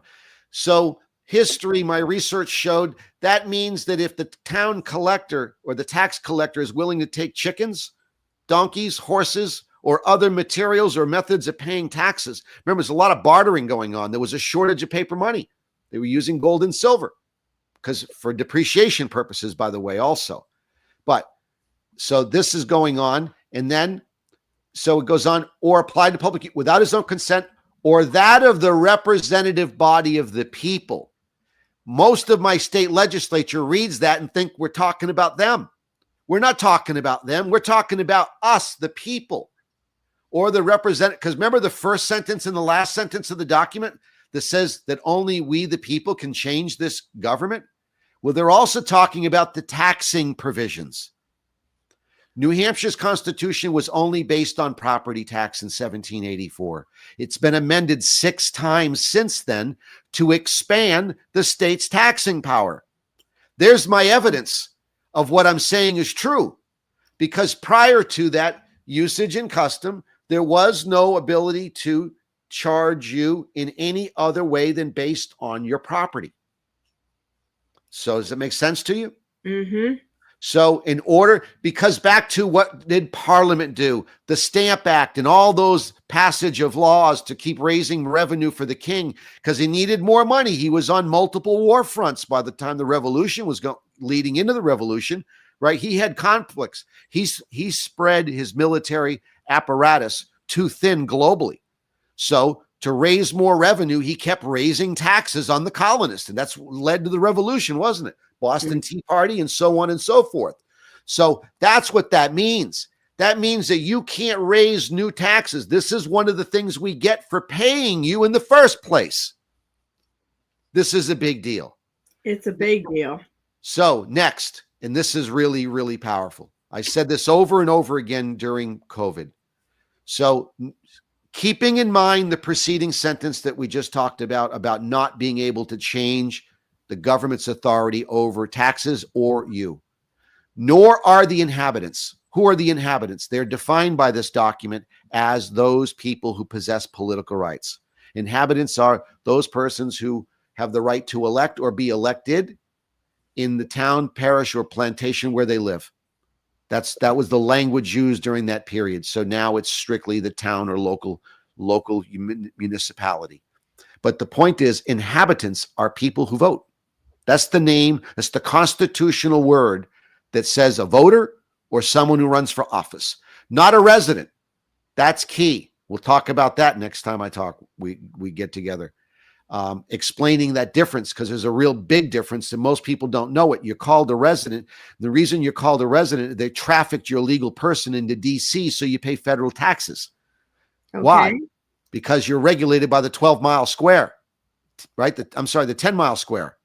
So how do they establish taxing power over state citizens if you're not in DC or any other federal territory? That gets into a whole nother lengthy explanation, but it begins with understanding this. That's why I'm beginning with this for you and your audience. So this is extraordinary, Daniel. So the next thing that comes up is, nor are the inhabitants of this state controllable by any other laws than those which they, who is they? The people, the inhabitants, the people who pay for the taxpayer, right? So, nor are the inhabitants of the state controllable by any other laws than they or their representative body. We just discussed that. Their representative body is who? Them, the inhabitants. That's who we're talking about. The inhabitants have given their consent. I love this story. In 1850, the state of New Hampshire proposed, the state legislature wanted to grow its power. It felt the need that it would exercise the amendment process. And so it proposed 12 changes to our state constitution. And I'm going to focus on 5.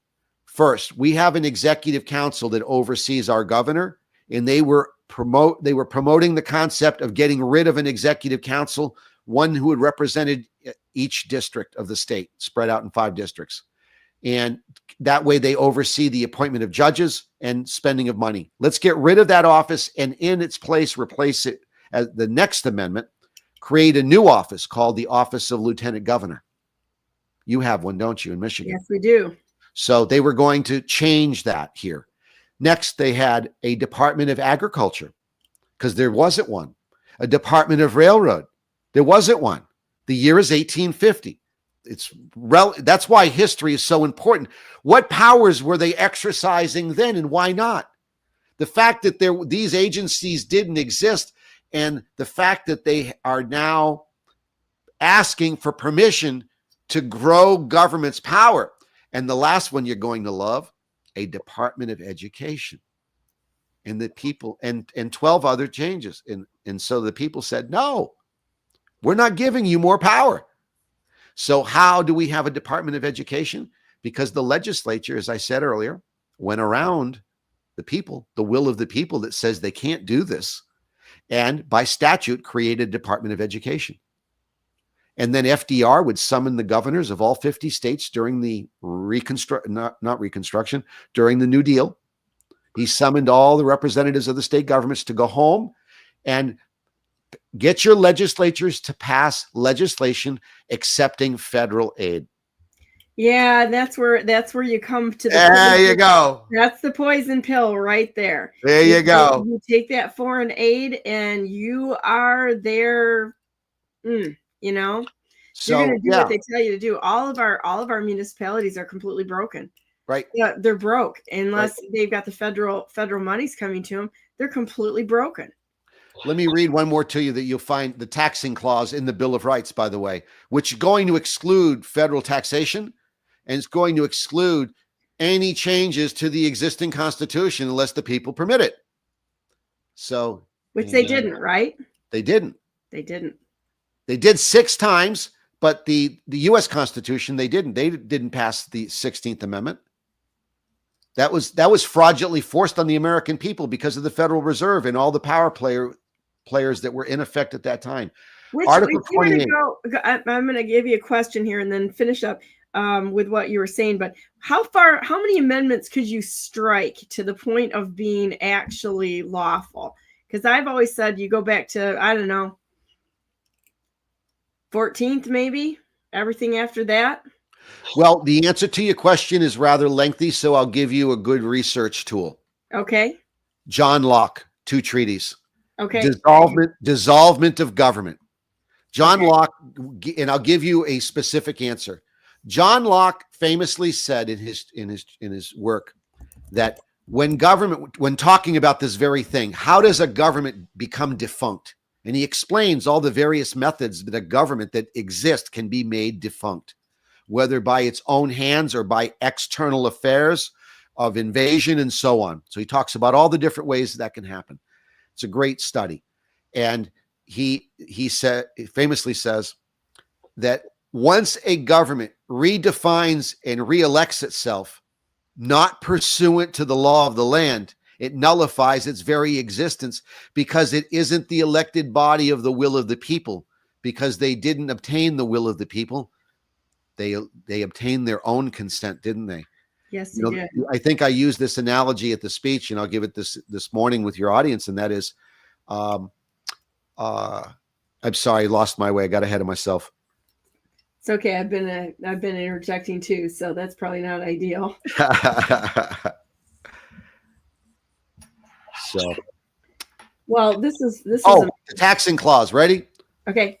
No subsidy, charge, taxed, impost, or duty shall be established, fixed, laid, levied under any pretext whatsoever. I'll say it again, under any pretext whatsoever, without the consent of the people, which is the amendment process, or their representatives in the legislature.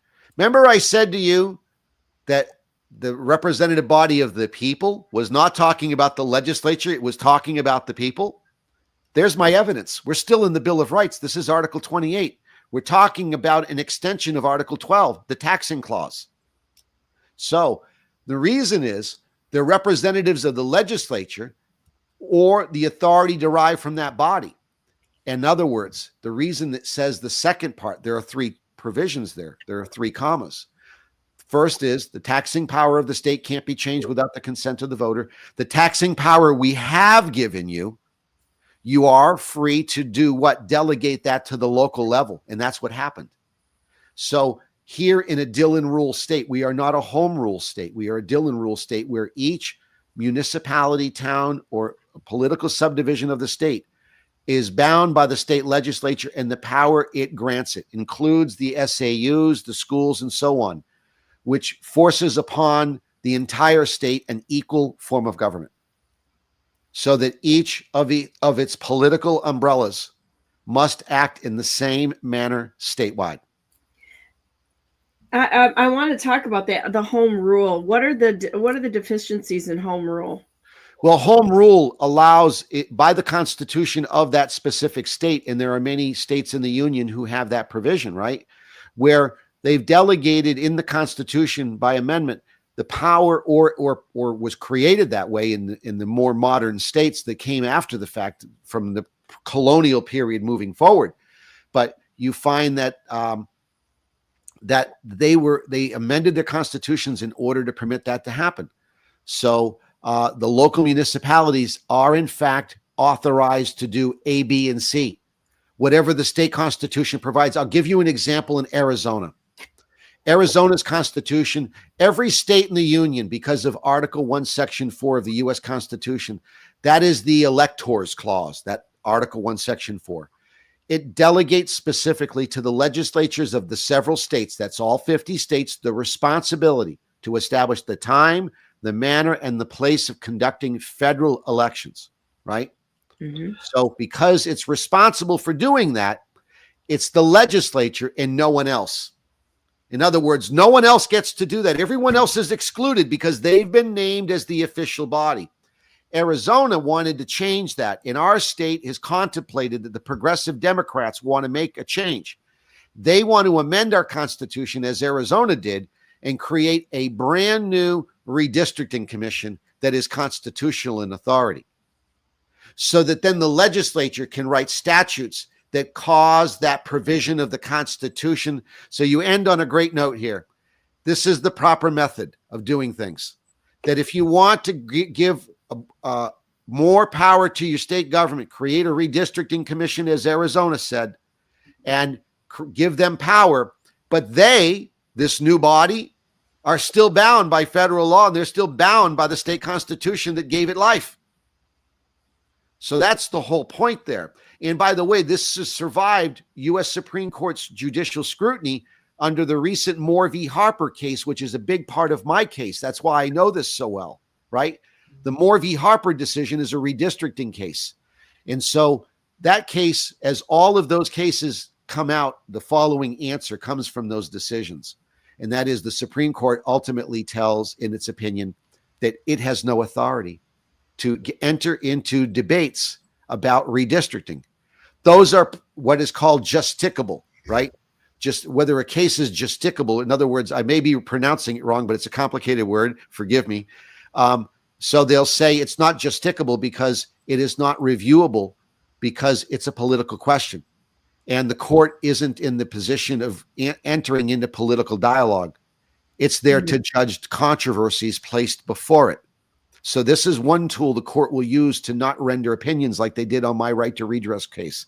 They said the question you posed to the state Supreme Court wasn't that at all. Is it was a political question and they were free to handle it any way they saw fit. No, they don't get the right to ignore what petitions for redress of grievances they will or will not hear. That's for the general court to decide. That's outrageous that they did that. And I'm not done with this story because it leads to my second lawsuit, my election lawsuit, which is to prove that the state citizenship requirement and granting voting rights to resident aliens is not acceptable. But I digress. Well, I love talking to you. I think this is great. So here's your election. This is one of your lawsuits. Right. And yeah, that's the first one. That's the first one. And I don't think you have the second one up there yet, do you? I believe it is. Let's see, where would it be? It should be there in the list. It just may be not in sequential order if it's not there. Okay. Well, you know what? I'm going to post this and everybody go on Daniel's lawsuit and explore around a little bit because I think you're going to learn a lot. I love talking with you. I mean, it's like, this is so fun for me to listen to you put down so much history as well as the basis, the legal basis, the lawful basis here on how we got to where we are. And I think it's fantastic. I tell you what, I'd like you to come back on in 2 weeks. I'm going to take Memorial Day off, but would you come back on the following Monday again at 11? Sure. And let's continue on with this because this is a great education. You never get anything in one shot. It takes a little repetition and it takes more details coming in to really understand this. And I think this is so important. I just love it. So would you like to put any last words in? I always say a prayer when I'm done because I actually do. I don't wear it. I live my faith. Right. And I think that we're in such a crisis, and it's a spiritual war that we're on, and the war is to capture our minds. Right. So my commitment is to, as a believer, is to continue to encourage people and realize that the only answer we have to any of this nonsense going on is God Almighty and His precious Savior, Jesus Christ. And I stand on that. So, I agree. And the reason I take a different tactic is I love this old, I forget where this comes from. A friend of mine, an Italian, said there's an old Italian saying, and I don't know if it was the Italians that came up with it or not, but he makes the good quote of, you can lead a horse to water, but you can't make it drink. Right. And he adds to that, unless you know what makes him thirsty. Right. Fair enough. And so that's my personal tactic on addressing faith-based issues, because I speak people are asking me to run for office. So that request keeps coming. And so I realize a lot of times when I speak, I'm addressing non-believers. Those who are saved don't need to hear from me. They've already been saved. So God bless them. So those aren't the souls I'm looking for. I'm looking for the souls that aren't saved. And I feel that if I can reach people through common sense and through making them think for themselves, and that's why I've taken that tactic, because I've trained thousands of dogs, more than 35 years of experience. And so this has given me a unique perspective on applying behavioral science to a very simple animal that doesn't have a complicated thought process like we have. We have a unique capacity that the dogs don't have at all, because their entire world revolves around their four primary instincts: defense, prey, pack, and reproductive, and memory.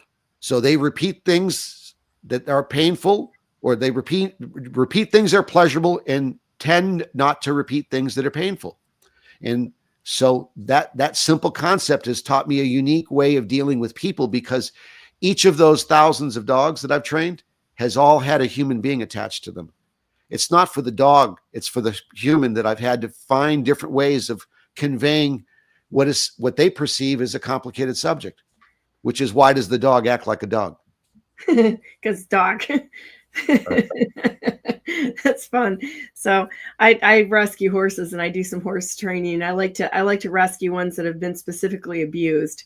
Right. Because I find it to be the most rewarding, reestablishing trust with an animal that's been horrifically neglected or abused. I really do find that to be. I'd rather deal with that than have a perfect horse delivered to me. Right. So, right. Yeah. And great stuff. It's great stuff. And it's really, it's where we start to compassionately deal with each other in the neglect and the abuse and neglect that we are coming out of from our own government. The ones we were made to trust or told to trust are the ones that are breaking the trust. So now how do you find something new that you can trust? It is. That's the question that everybody's going to have to answer. You've got to go back. You can't continue to layer on more and more of the same stuff. You've got to go back in time instead of going forward. You've got to go back. That's how you get there. Well, that's how I took on this subject matter of how does my government and why does my government do and say the things it does. And so is to start from the beginning, start from original source. That's good. I can tell you where we are now. We're run by a criminal organization. It's a crime syndicate that's global, but I digress, And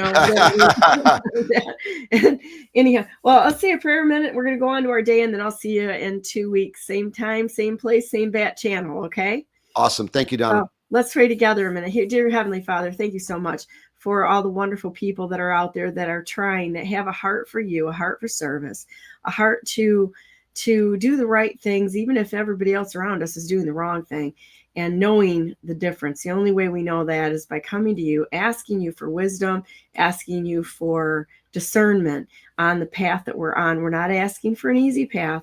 We're asking for you to give us the feet to walk the path that you set before us. And we're thankful that you go with us every single step along the way, guiding us, giving us what we need for that day and for all days, the information we need, the doors to open and other ones to close, so that we go down in an area that you want us to serve in.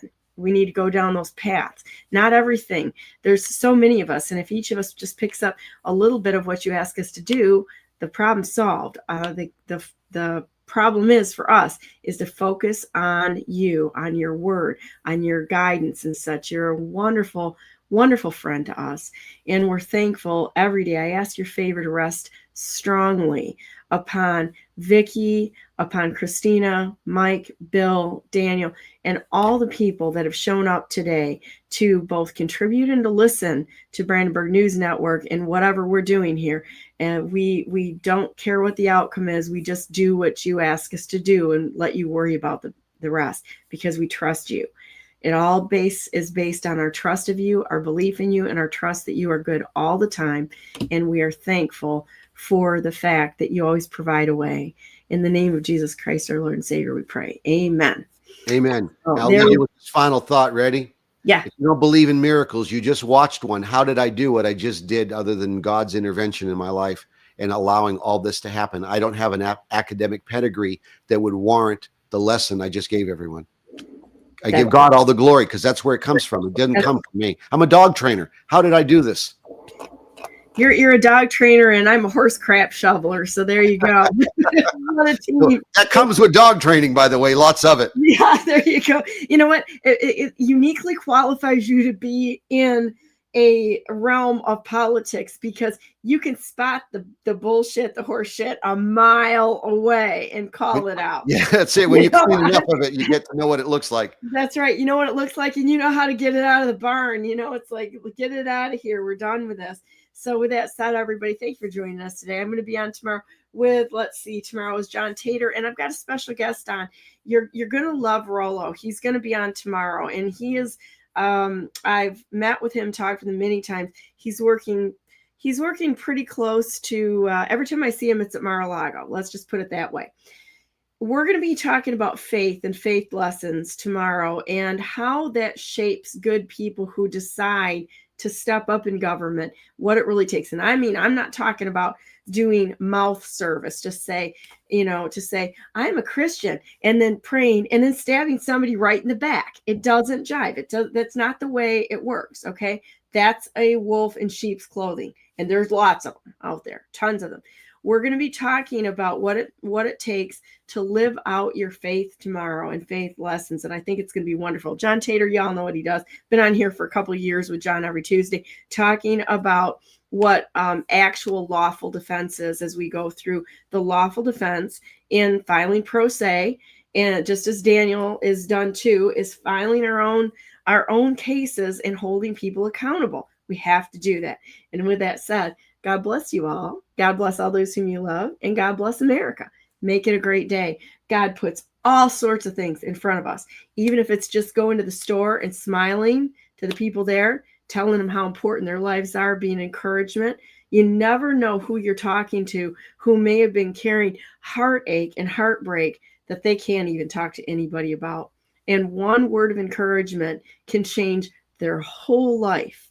That is one of the greatest gifts you can give a person, is just walking up, take a few minutes to look in their eyes, acknowledge that they're a person, and encourage them. And you might be really surprised at what your significance is on a daily basis when you do that. Have a great day. Daniel, stay on the line for just a minute. Going to end the stream, and then we talk about real stuff. I wish you could join us for these conversations. Those are fantastic. But anyhow, we'll see you tomorrow, and then Daniel in 2 weeks.